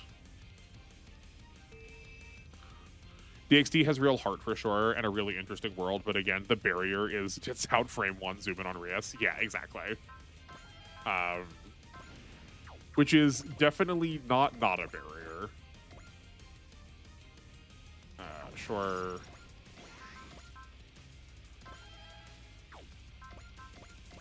I mean, it's certainly a barrier for me. But maybe not a barrier for everyone. No, the boobs are integral to the plot. They give power-ups for God's sake.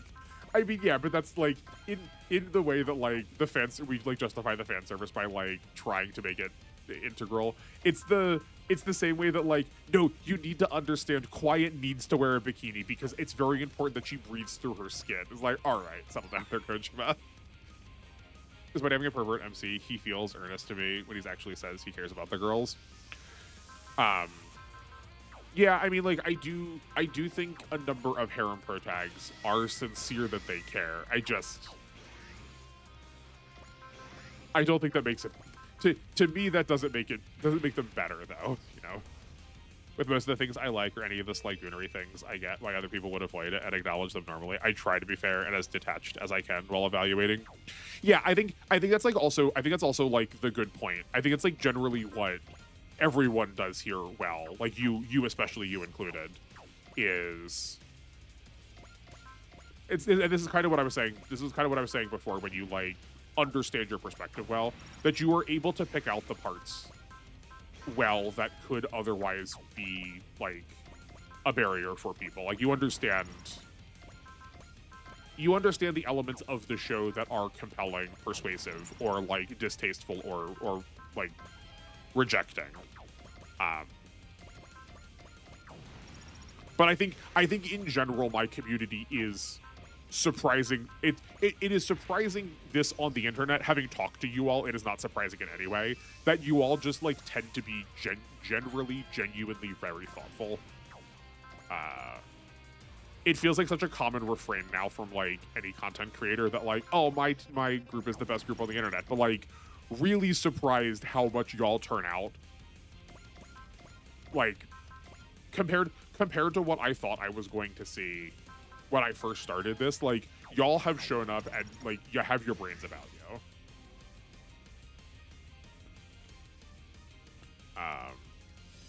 Isekai is barely a harem protag. He has eyes for Rias. Or sorry, Issei. I mean,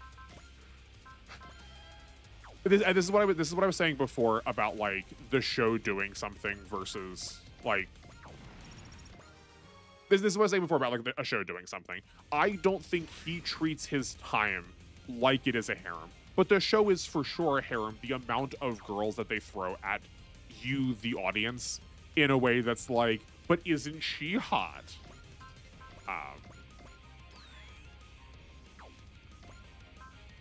But I do think it is. I do think it is not necessarily conventional in its way. But there are a ton of women that are very like waifu coded there for sure. It's like Subaru, sure, he has a harem, but that boy is Emila focused at best. Maybe we'll get a poly ending with Rem. Yeah, like I don't think what makes something a harem is specifically the idea that all girls are an option at all times, or all boys, as the rarity may be, as all people are an option, but usually it's all women. I don't think all of them need to be an option at all times for it to count. I think it matters a lot more what it's trying to tell the audience, and like it is a harem for you as the audience more so.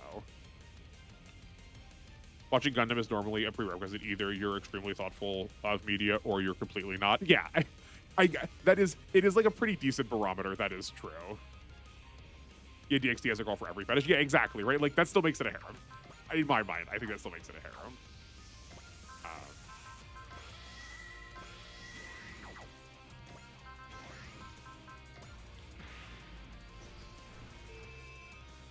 But like even the fact that we are able to describe it as like this girl constitutes as a fetish and not a character is like that's the thing that to me gets me, you know.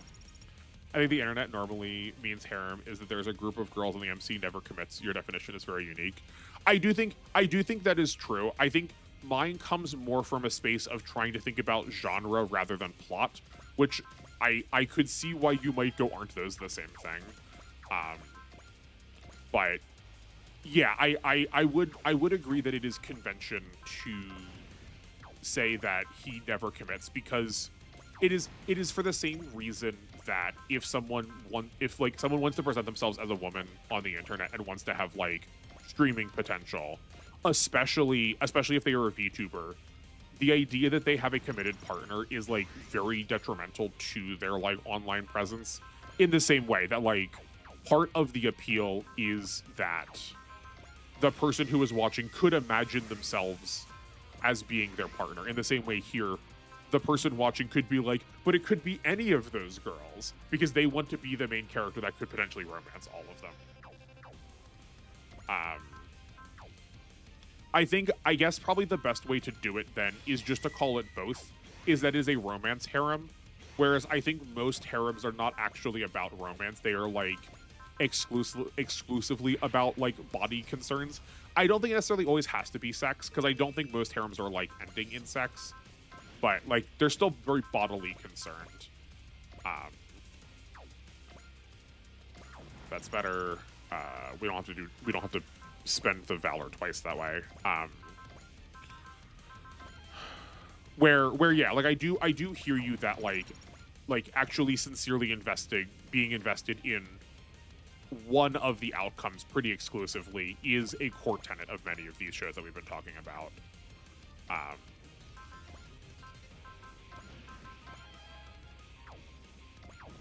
But I think it's why we can just like add other genres on top of it.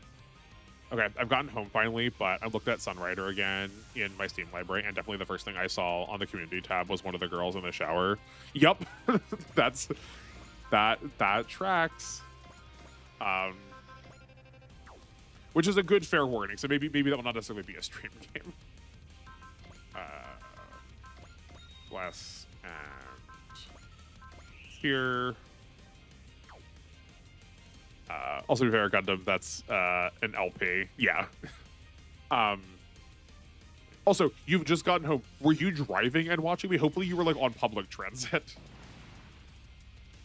I think 100 GF is more concerned with being a comedy with a goofy premise. Is there a show just called 100 Girlfriends? That's unfortunate. Also, howdy Yankee, welcome. Haven't seen you in a while. Glad to see you back. I mean, I've been gone for a while. But streams should be up. If you didn't see the community post, streams should be up and running now. Seeing as we've had no drops. We've actually had a better connection than we've had the entire time I've ever streamed. Oh, we never did stuff with Seiji. Whoops. I don't know what definition a lot of anime is just a harem, especially isekai. I do think that is true. I do think,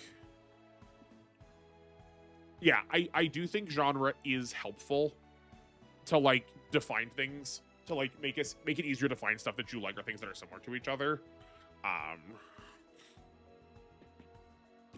But I do make that point because unfortunately I think a lot of anime ends up using that as a, I do think there's a big commonality with that in a lot of anime. So like I do say it in a way that's going to be very sweeping. No, you were walking, you're at work. Okay, cool. The 100 Girlfriends who really, really, really, really, really love you. That's an unfortunate title. Okay, for sure. Okay, all of these have upgrades. Is there anything else meaningful we could do? Do we have any other assists? We do not. We'll check out what the getter part is in a second. We need to get Seiji still up. What did I just say? Oh, we need to look at the getter part. Sort. New. Mark of Getter. Plus 10 max and starting morale. Cool. Morale cap increase does not stack with other parts. Activates the Excel, Persist, and Charge spirits on sortie. This is a fine uncommon part. I think it's pushing enough with all. I think it's pushing enough with all 4 of these effects. I don't remember off the top of my head. I don't feel the need to check right now. But I think a lot of the change in morale is not both starting and max. Like this one is because it's a super rare part. But I think a lot of them are just increasing starting or max, not both. So like that's definitely a benefit. I think I care the most about this with Charge, then Excel, then Persist. There's so many of these attacks that we actively want to use that do not have post movement, so like getting a free charge somewhere feels like that could be relevant. Yeah.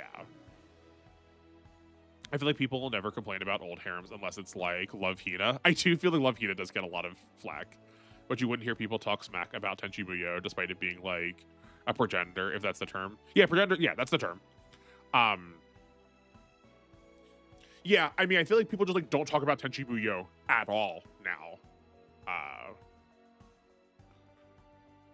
But I think, I'm not saying this to excuse it, because I do think it is like for sure part of the reason we have harems the way that we do. I think maybe the difference is compared to one guy could get anybody versus one guy is really invested in one girl. If I remember correctly, with a good bit of the Tenchi universes, it doesn't help that none of the Tenchi canon is like unified, right? There's like so many different continuities with them. But from what I understand, one of a YouTuber I really likes them, and she has done videos about them. But generally speaking, in the quote unquote like better timelines, he isn't really interested in any of the girls. One of the like two of the girls are really interested in him, and I think that makes a really big difference in how we approach and understand the nature of harem. I was going to say hentai, which is not the same thing. There's usually an overlap, but only in one direction. So that was a incredibly timed Freudian slip.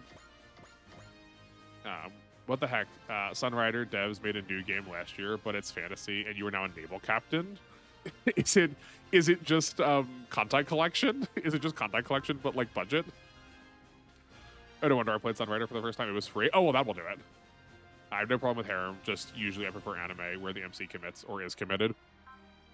Yeah, like I don't think. No, I was going to say this, but I actually don't think I can commit to that. I was gonna say I don't have a problem necessarily with harems, but I think the other umbrage that I take is that a lot of the harems lean on an exoticization of like the Middle East in a way that like we don't really want to deal with or don't think about a lot because it's so far abstracted from it now. But like the concept of the harem is from like a very orientalized understanding of the Middle East. So like because of who I am as a person, I'm always going to be thinking about that. But I would agree with you, Cam, that I am usually going to be happier if there is romance involved, if like a committed decision happens at some point. If we need to spend 150 episodes to finally get the boy to make a choice at the end, I'm probably still going to also call like Bupkis on it. But yeah, I'm like way more interested in the like completion and fulfillment of the arc of a character's relationship rather than this like I feel like another common element to the harem is also the slice of life, because we want to like keep trying to put all of the girls in different situations to like evoke their one personality trait. Yeah, anime has pretty subsumed that definition of harem, but I get your hangups. Yeah, right. Like, because I've spent enough time of all of the things, of all the multitudes of things that I have studied. One of them is like a lot about ancient religion, especially ancient religion, and the intersection between the like the religious term is, or like the academic term is divine prostitute. We wouldn't use the word prostitute now, we would just say sex worker, but like to use the academic language, and like how that factors into the understanding of harem is like hard for it not to be in the back of my mind. It's like in the way, once you know a thing, you like I can't not play these games without thinking about the mechanics, because I know the mechanics now, in the same way that I can't like not think about the intersection of Orientalism in like the construction of genre, because like it was made apparent to me, like you can't not look at it now, you know?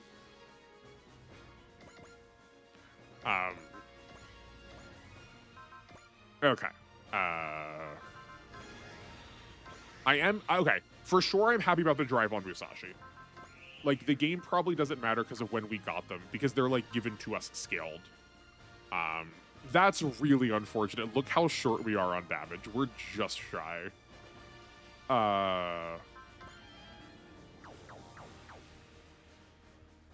Okay, is there anything else? I guess we could scan all of those.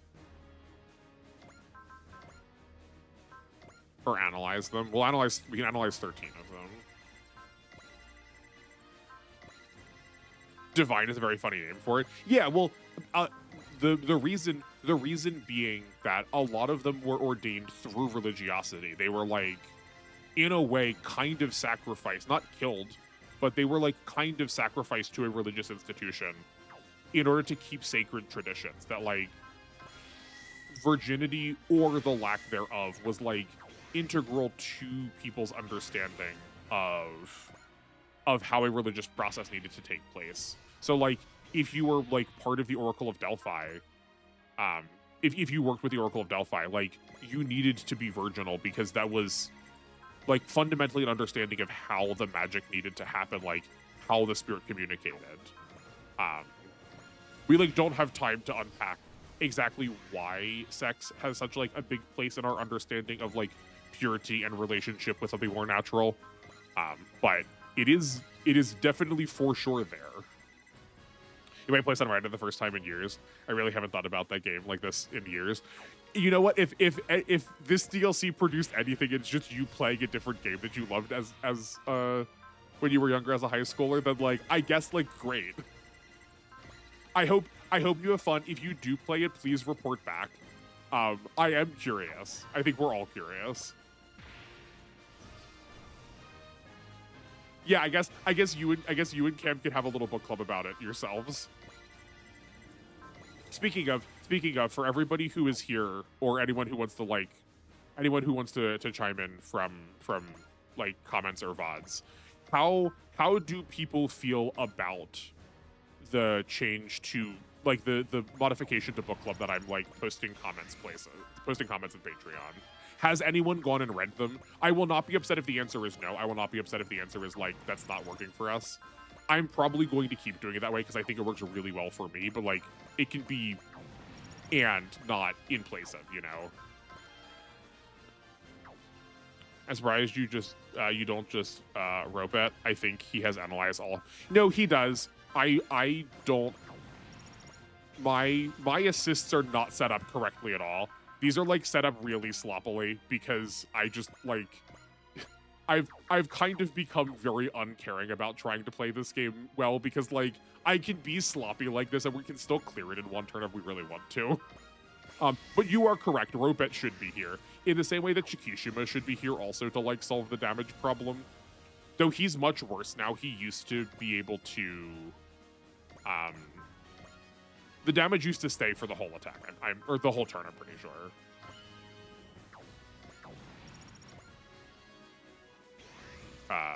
But yeah, no, this is by zero means optimized. 6 difficulties: visual novel mode, casual mode, ensign, captain, hard, and space whale. That's very good.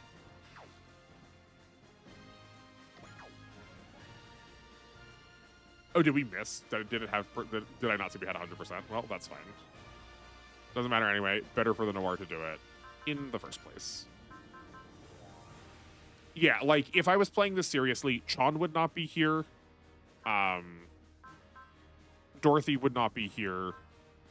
Tokime would not be here, and Seiji would not be here. So it would be Ropet, Shikishima, and then I don't remember what our other combinations were. I don't have the person who makes SP cheaper, or spirits cheaper. If we did have her, that she would for sure be here. Maybe now that I've reinstalled this, before we stream this on Sunday, especially if I like am not playing on stream, I could probably burn through this stuff quickly. I might go back through and get some of the stuff that we missed. To also try and get myself some like parts to buy, so we can like try to max damage at some point, right? Because we need more of the like plus 20% damage parts. Space Whales just make me think of Seed. Yeah, or I also think of Hitchhiker's Guide to the Galaxy. Okay. This has got to be an original unit, right? HP recovery, fine. None of the rest of this stands out. Size L matters very little. Custom bonus. When below 50% HP, activates the Vigor, Persistent, Valor Spirit once per map. The bosses get spirits. It gets activated literally one of times. Wait, hold on. It's Oh, this is ours. Oh, this is ours. Hold on, I'm sorry. I thought this was a boss I had to worry about. I was like, that custom bonus matters very little. We'll just kill it before it gets below 50%. It's got so little HP. This is our unit. Okay, hold on. Okay, guys, I have literally no one else to ask. Have you played Baldur's Sky? It's on sale, and I think looks right up my alley. Let me see what this is. I know because of how you ask this, it probably isn't for me. How blasted am I going to get looking at this? Okay, well, I'm not get immediately wrecked. I think I only have 3 or 4 achievements from Platinum. The move 15 spaces one, 50,000 damage, and one based on story stuff. I think we are only missing one. I think we're only missing one from doing it on stream, which is just the story thing. Okay, I did a little deep dive. The Free Sun Rider in 2 games is 2 games in 1. Liberation Day is 3 and 4. The Captain returns in 4. They weren't using numbers normally. I see this. It's a mecha visual novel, so not super not up your alley. Okay. I wonder what this is. I guess we could see it here. What is this from?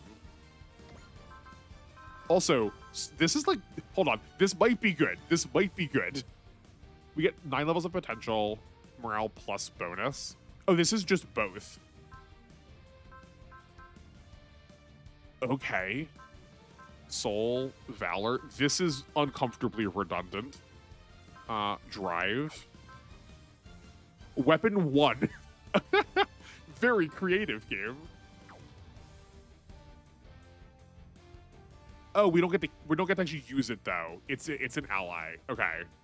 I wonder if we're never gonna actually get to use it. That's interesting and maybe boring. Never mind. My hype was maybe unreasonable. Boulder Sky, I wanted to play, but I have a laptop and I don't like using it, but I remember the gameplay section is really complex. You could probably get some pretty good laptops. I also understand, like, I deeply empathize with your difficulty in finding access to, like, a computer that lets you, like, play the things that you want. Computer shopping is so butts hard, and it should not be.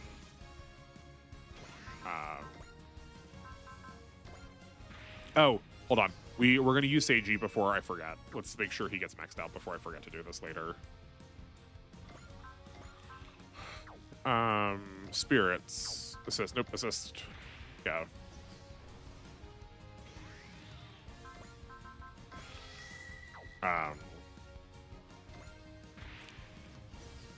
I guess to return to book club though, the real question is, has anybody been following along with it? Like, has anybody been watching Tekkaman Blade at all with us?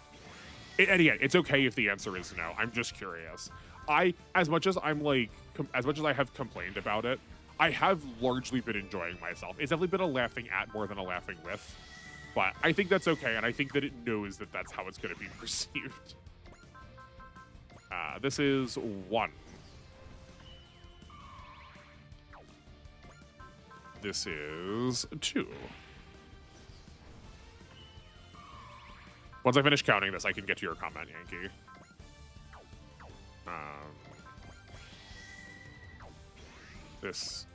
We're still on. I guess we can, hold on, let's move you over to get this free now. Okay. We're still on 2.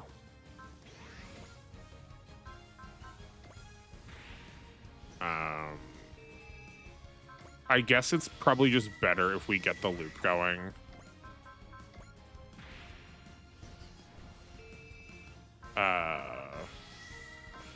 Okay, there we go. This is 3. We need to do it 6 more times.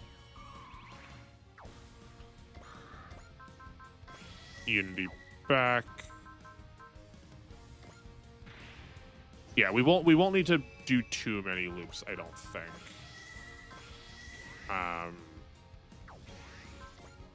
Actually, no, hold on. We can do this faster. We don't need to loop this the whole time either. 5 more times, because we have parts on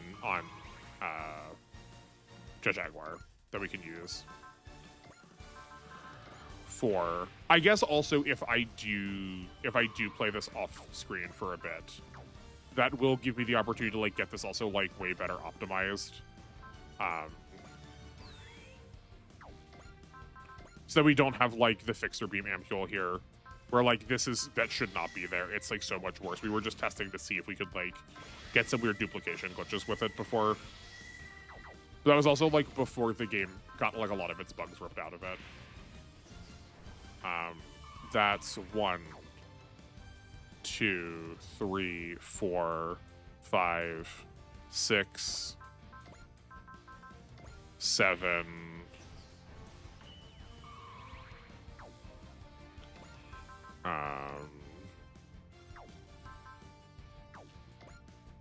You need to give these here.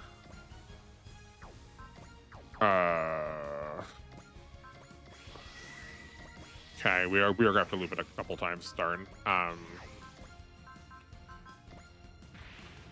This will let us go back to the second,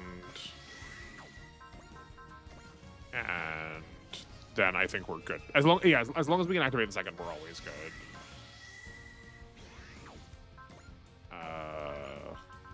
Yeah, this caps us out.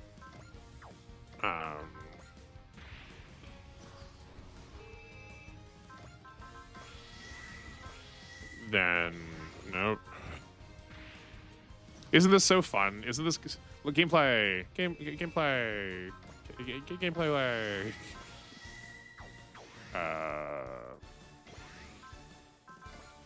Not raise spirits. You need to take this. And let's give it to you. Also, nothing's going to matter. Okay, he is set up now for levels. Okay, back to killing stuff with the getter. Okay, right. I don't know why, but people get weird at Baldur's Sky, but I forget why. Something about different versions or whatever. Name a visual novel that doesn't have pointless discourse challenge. That's fair. That I do think that it's just sort of like part of the. That is just sort of part of the territory of visual novels. Let's turn this on so we can watch something while we're also reading. Like if it wasn't worried about how my computer would handle it, I would have bought and played it already. Yeah, that's fair. Yeah. Tekken Man Blade is one of those Super Robot Wars does it better shows. Lamau making it a lot cooler. Like similar to the Toei shows in Super Wars.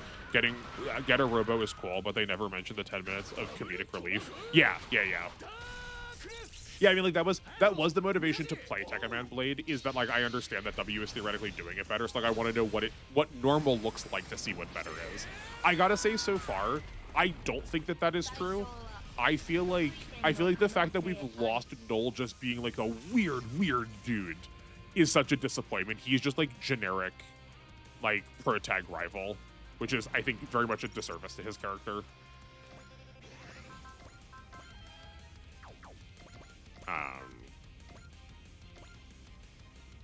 Yeah, I think he's better. I think he's better a weirdo.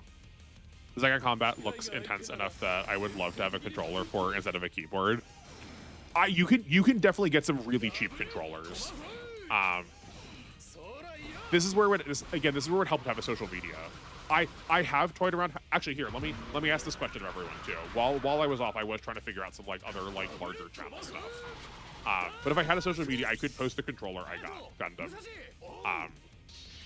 It's like I think it's a Logitech one. It's like maybe $15 or $20 last when I bought it. I don't know if that feels expensive to you. If it does, I apologize. I did not mean to be financially privileged. But you can definitely get a controller that doesn't have to be like $50 or $60, and it works well. Like I kept that for years.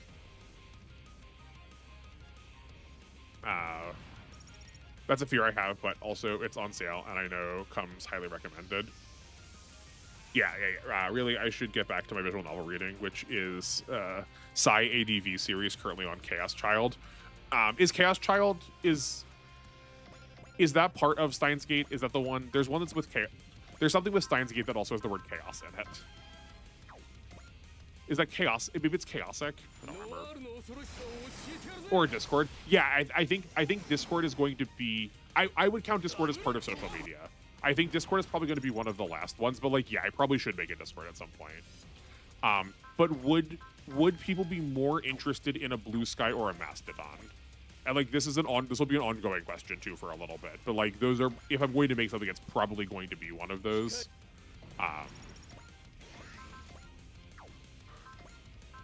If there is a preference, I would want to know. But yeah, no, we've toyed around with the idea of a Discord long enough that I think we could probably make that happen. I just like don't know how to engage with that kind of thing well. So we'll figure it out. It's gonna be a Surface Pro. Oh, I see. No, also, I don't know if it would work in Zero Wars. I do think that is true. Like, I think they're doing the best that they can with it. I think a lot of the charming moments from Tekkaman just aren't going to translate over well. Um, because, like, the way we need to have so many characters talk, we sort of need them to be singular in their way. That a lot of the meaning comes from, like, large-scale interaction rather than, like, that level of granularity. Chaos Head is what I was thinking of. Chaos Head is what I was thinking of. Thank you. Thank you, Yankee.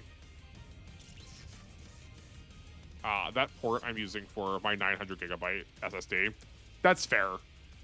I mean, as someone who is, I have, what, 4?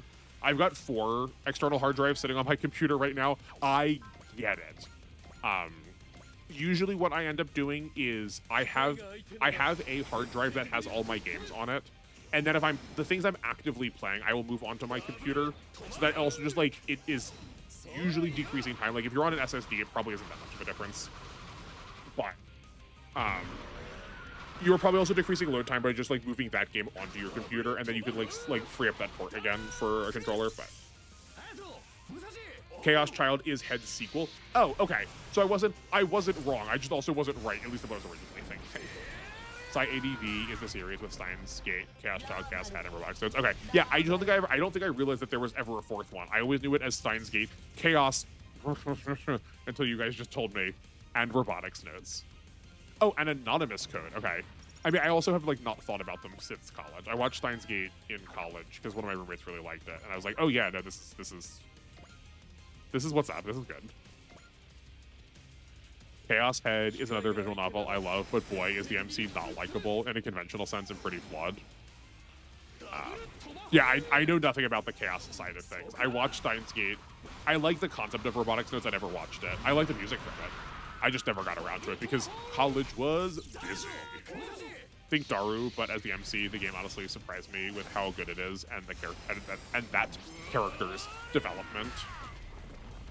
I liked my time with it. I think what I'm learning is called the Science ADV universe. Just, like, has, like, really high quality writing. I think they generally know what they're doing.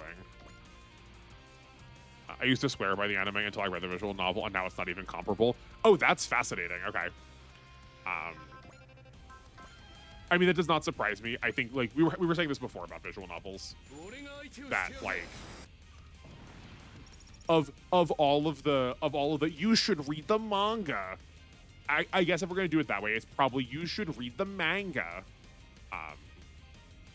Of all of those, I feel like visual novels are the most. But I feel like Steins Gate is also, like, really, really well received as far as anime adaptations go. Am I wrong? Or is it just that, like, the visual novel is really just that much better?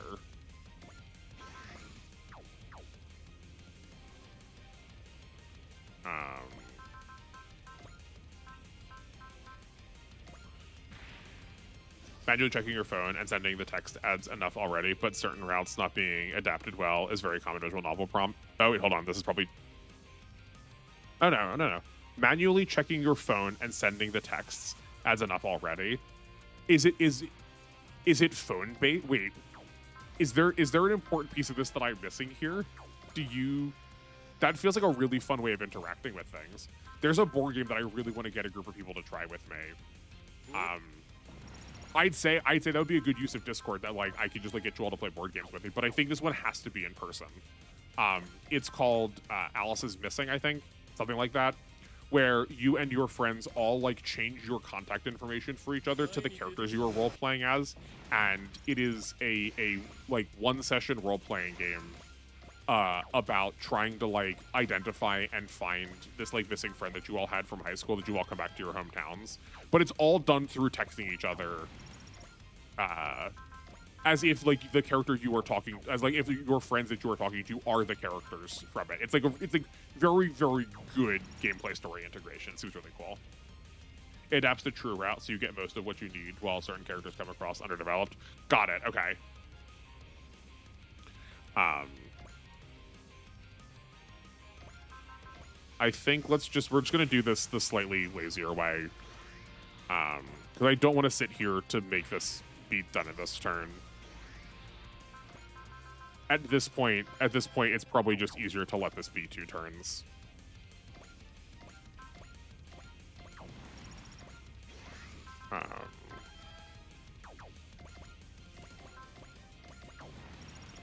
Because the question mark bot, I don't think. No, we could probably get our way over there if we really needed to. A Rod of Energy. Okay, well.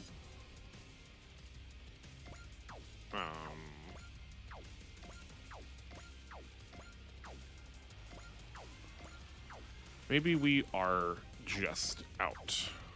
Oh, sure. I guess that would have been also a good way of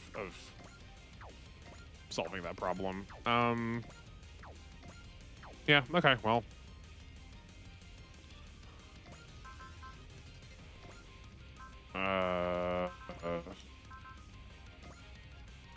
Do we have... Isn't there a spirit that... What's it called? There's definitely a spirit that makes these be free. Flash Excel, Analyze Intuition, Pierce, and it's none of these. Okay, well, that's fine. Giant Missile. Cool. Giant Missile. Great. Yeah, okay. Sure. I'll say this. I believe Steins Gate is the only good anime adaptation. Oh, that's okay. That's good to know. Yeah, I definitely would have assumed that all of them probably were as good as Steins Gate. You do put good in quotes, so I guess you are maybe skeptical of me calling it good. It sounds like I'm hearing.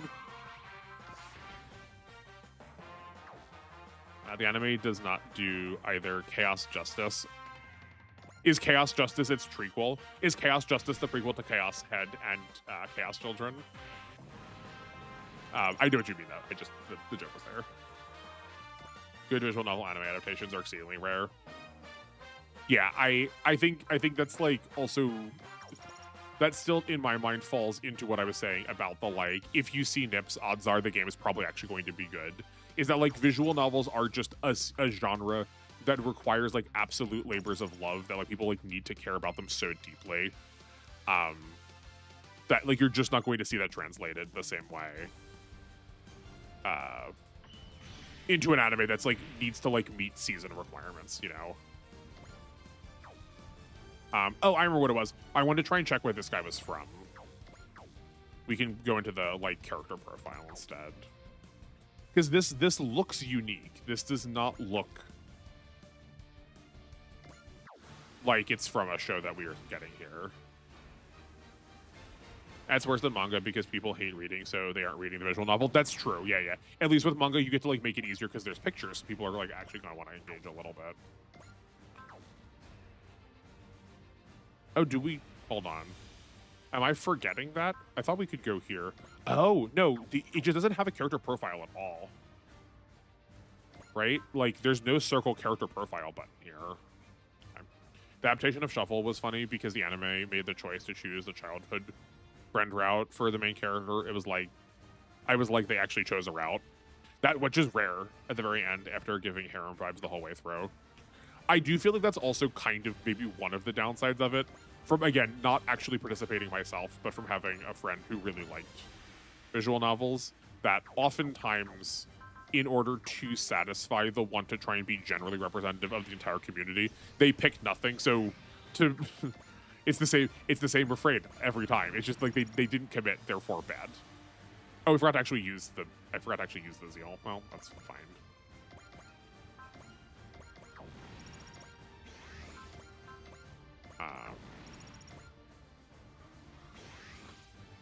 I don't want to wait more turns. Hayate's so far away. Okay, well...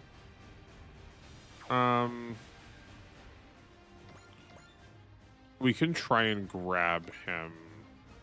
This is 1, 2, 3. Okay, we could be where the A Advent is. Grab you, launch Hayate Spirits Excel.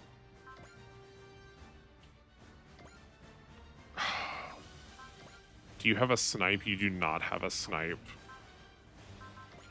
Do any of these give snipe? No, they do not. I don't even know if that's a thing you can give. Okay, well, that's fine.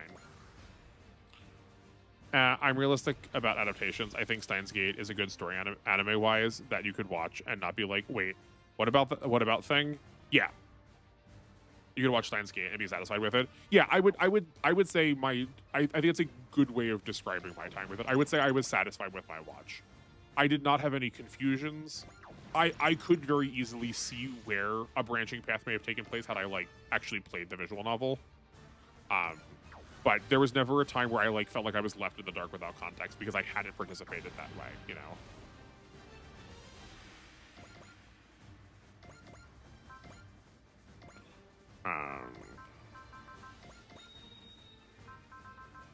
Bless cheer. I guess we can probably get the getter over. Oh, we can for sure. If we like, no matter what, the zeal will get us there.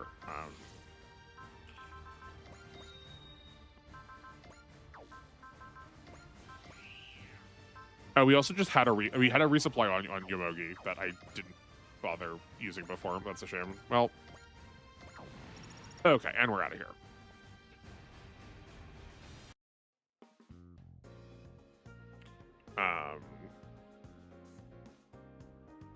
Ben and the Fates, especially by Dean. Like the visual novel is route-based, but it's funny. The MC picks normal girl over daughter of the king of the gods and daughter of the king of the devils. Like, out of a lot of girls, you pick the kind of boring one. The safe one, yeah. Okay, that's Seiji set. Deploys with 5. That's what we assume. We just gotta see what the other thing is to see whether he's worth it. Because right now he does not feel worth it. Okay, we have about 10 minutes left. So I think I am just pro being a bit cheesy for the sake of getting to talk about stuff, you know? All right, yeah. I figure we're not gonna get to keep that. It looks really close to the Gravelin. Isn't the Gravelin from? I think the Gravelin is the Gravelin unique to here, or is the Gravelin from 30? I don't remember. But that question mark mech does seem like it's from the same like design philosophy as the Gravelin. Maybe it's in the library.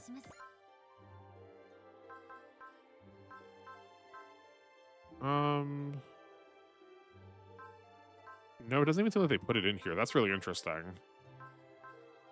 Okay. 30 for Gravelin? Okay, thank you. Okay, let's go over here, and then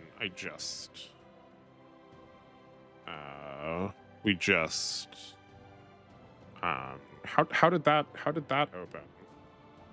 How did that open? No, we don't need to load that.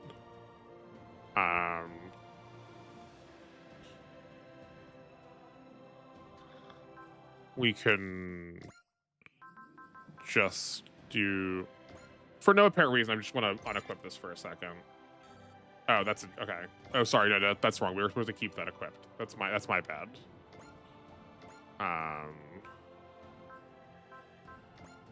Let's unequip. Do we really want this ability? Hold on, let me just check a note over here for no apparent reason. Oh, I guess we do really want that ability. Sorry, hold on, let me put that back on. Oh, that wasn't the screen. Well, that was very foolish of me. Hold on. We need to... What screen was it I was supposed to be on? Oh, how did that happen? How did that happen? Look at all that XP. Well, I guess if we have it now, we may as well spend it on something.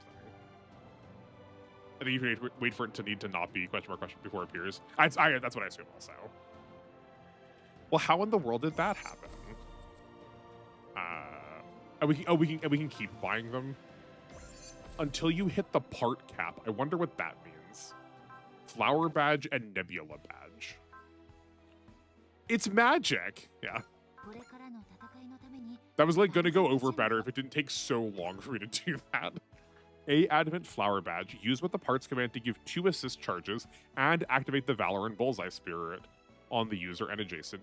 Oh, on the user and adjacent units. This might be worth it. If it was 2 assist charges Valor and Bullseye on one person, maybe not. Giving this to 5 is maybe good. Thanks, MXP Fairy. Yeah, perfect. 2 assist charges, Gain and Fortune. The Nebula one is probably slightly more worth it, but I would say overall, these are pretty underwhelming for how honking expensive. For how honking expensive these are. That's 60, these are 60,000 each. No, they are more than that, because you also have to buy this for 5. That's 5,000, that's 50,000. So yeah, it's 11,000. No, it's 110,000. It's 115,000 just to get one copy of Fortune Valor or Fortune Gain on 5 units. Isn't that just worse? Hold on. You only use that part once per map. Isn't that just worse than... Can't get up to the darn thing. This is just better. Admittedly, this costs more. But you're getting way, way more stats out of the rest of this. Like, I get that they also... No, they don't stack, right? Because they're giving Fortune in game. Yeah, I don't know. I don't think that's worth it, team. Also, calling it unique part A when you can buy multiple of them is like... That's not what words mean. Those aren't what words mean.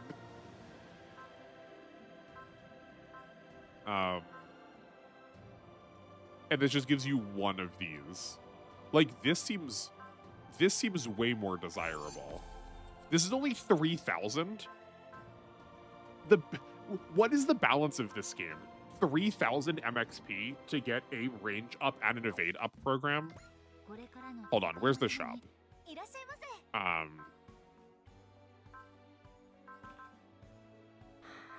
Oh, okay, so that's 2 of these. That cost 75,000. That is 150,000, right? Yeah, that's 150,000 funds for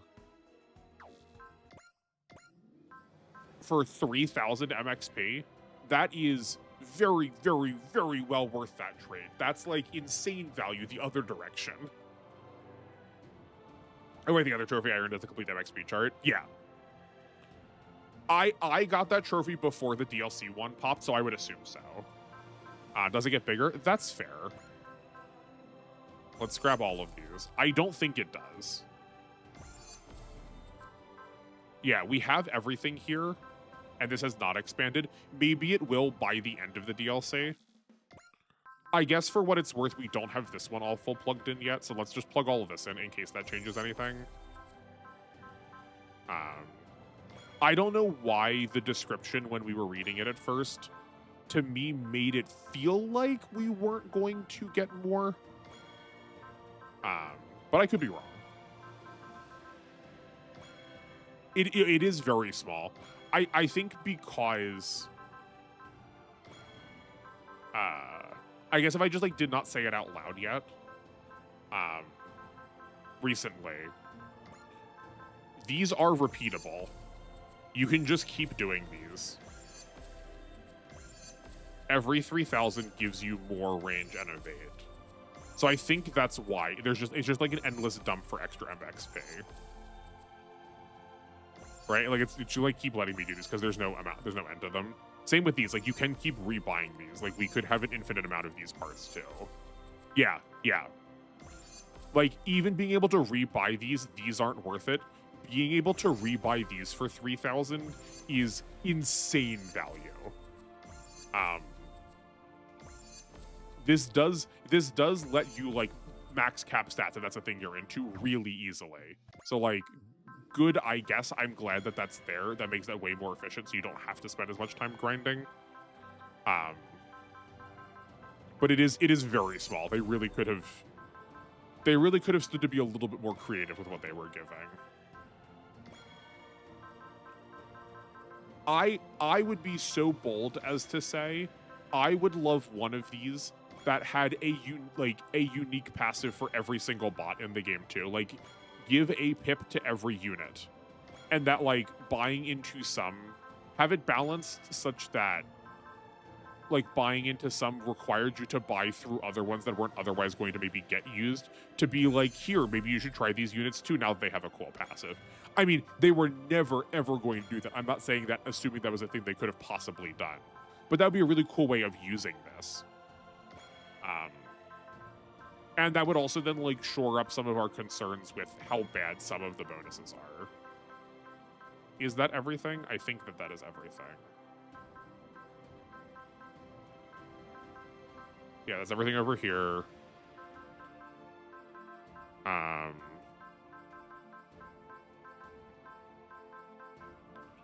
We can't even see it as clearly on this side. Yeah, that's everything over here. I don't think... Okay. Yeah, that is everything. That's still here. So if this is getting bigger, this is getting bigger at the end of the DLC then. And then the whole new upgrade on top of upgrades thing for mechs. And then the whole new upgrade on top of upgrades thing for mechs. I'm not sure I follow what you mean. Are you, like, describing what I was just saying? Or is there, like, more upgrade stuff to be done here? Why did this get this? Oh, I guess because it's a new unit now, so we have to, like, repick this. So that's why. I guess that's something to check. Hold on.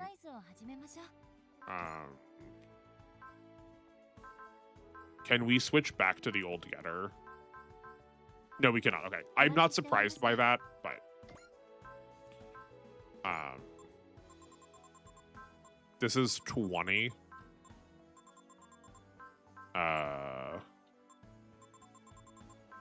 don't think we ever checked this also, but I will check this in a second. You max out the mech, and then you can go even further. Yeah. Okay. Yeah. Okay. Perfect. So we'll check that then. Let's check that then. I thought you could already max out everything because. Huh. That's interesting. Oh, it's because it's trying to make it a repeated one. Yeah. I believe that is a non-glitched number. Yeah, great. You could already max everything out if you like looped the game enough times. Every time you looped, you could buy another 5 points of upgrades possible. Other 5 possible points of upgrades. But yeah, because like you definitely get to choose all of these at some point.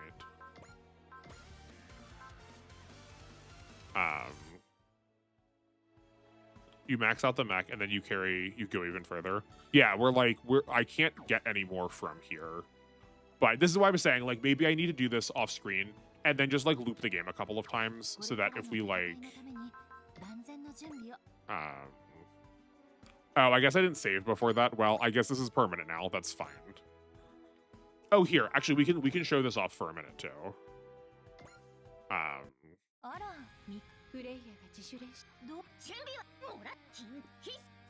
I really like Kaname's outfit here. That was pretty cute.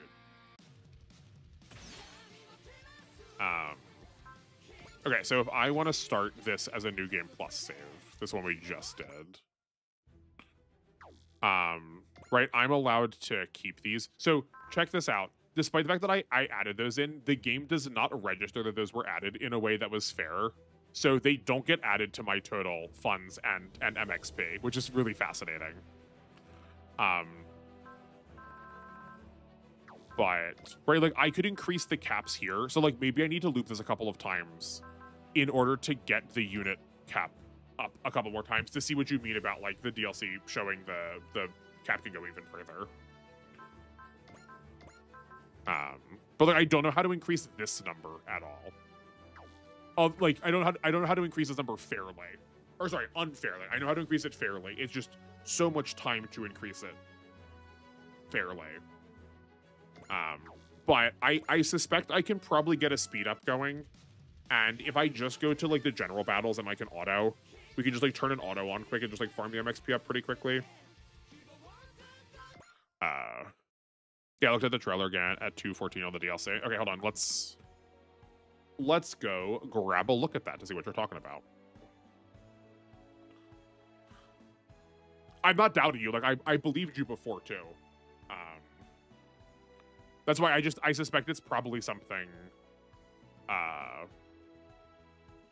It's just probably something we don't have access to yet because we don't have like max upgrades to start. Why DLC? I guess Cam, was it you that was teasing me about releasing one of my videos at the same time the DLC trailer was announced? That my video, you could have watched the trailer like I think 50 times in the same time you could have watched my one video. So if you guys did watch it that same amount, for sure y'all will know better what's going on with the video. Okay. Let's mute this. Pilot's stat enhancement caps boosted to +50.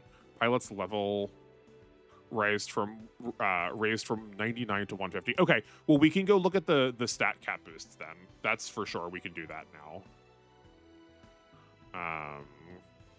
Oh, though I guess it is just +50, so it'll be 50 on top of everything else we already have.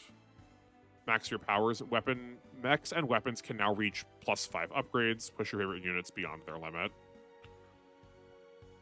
Interesting. Because they're putting that into 21, and we already had them at 20, and I could just buy more. Do you have to finish the DLC to get access to that?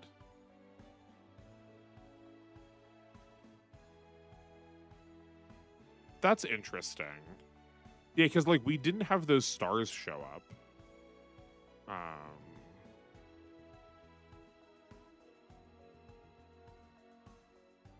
Huh. They also like try to insist that these like the battle rush is going to be like resource management.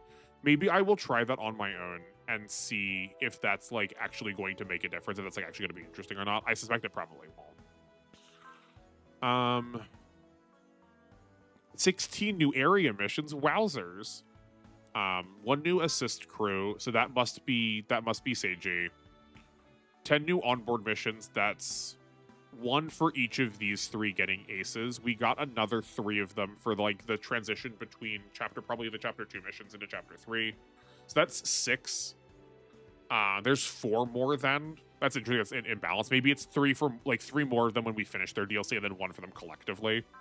5 new playable units is interesting. One's Jeeg.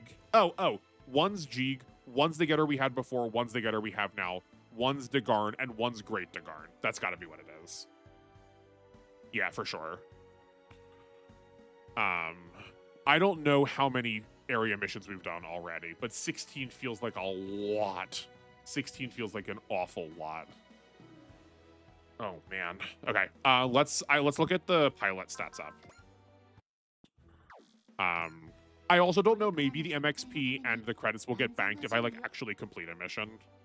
Like that might be what needs to happen. I wonder why it doesn't unlock the star thing. Yeah, I don't know. It's very odd. Yeah, so like our max improvements right now are only 200, not 250. Because again, like I didn't buy through all of them. I didn't buy all of them like through like looping the game. I wonder if that comes from like just completing the DLC. Like maybe we have to finish the DLC to get access to that. Could be the thing. Yeah, like I'm trying to arrow right now and it's not doing anything. I feel like we were given a pop-up once we finished DLC 1 also, so that seems like we could lock it behind it. At the very least, it's a question we can leave for next stream / like we can check at the end of this. But we are also over my 4-hour time, my usual 4-hour time. So I think we'll call it there. Thank you, everyone. I really appreciate you all coming out for surprise return to form. I'm very glad streaming is working again. This has been as much of a bummer of a DLC as this has been still. I'm glad I shared it with you. This was a good way to come back. We are on an off week, despite what my calendar might say. I should check that afterwards. Good night, Gundam, in case you're leaving before we get quite finished with this. Thank you for being here. I'm glad you were. I hope you enjoy the rest of your evening. My schedule go with like this. It is an off week. I'll make sure my calendar is updated correctly, but you can expect another alpha episode tomorrow. I already have that filmed. It's going to get uploaded tonight. Then on Sunday, I guess we're going to do this more just to get this out of the way. We've always used this in place of whatever W was. that should finish it. We spent 2 streams on it last time, so we should probably spend 2 streams on it this time. Then Monday is going to be more SD Gundam. Then Wednesday will be Alpha. Thursday we'll be back to W because we should be finished with Y.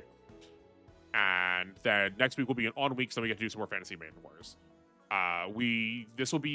Friday will be the end for talking about up to episode 30 for Tekken Man Blade. So then we're gonna get 31 through 30, but 31, 2, 3, 4, 5, 6. Yeah, 31 through 36 will be this upcoming week if you want to try and like start budgeting time for that if you'd like to join us for it. We're definitely getting like into the actual plot now. So if you've been waiting for things to happen, things are starting to happen.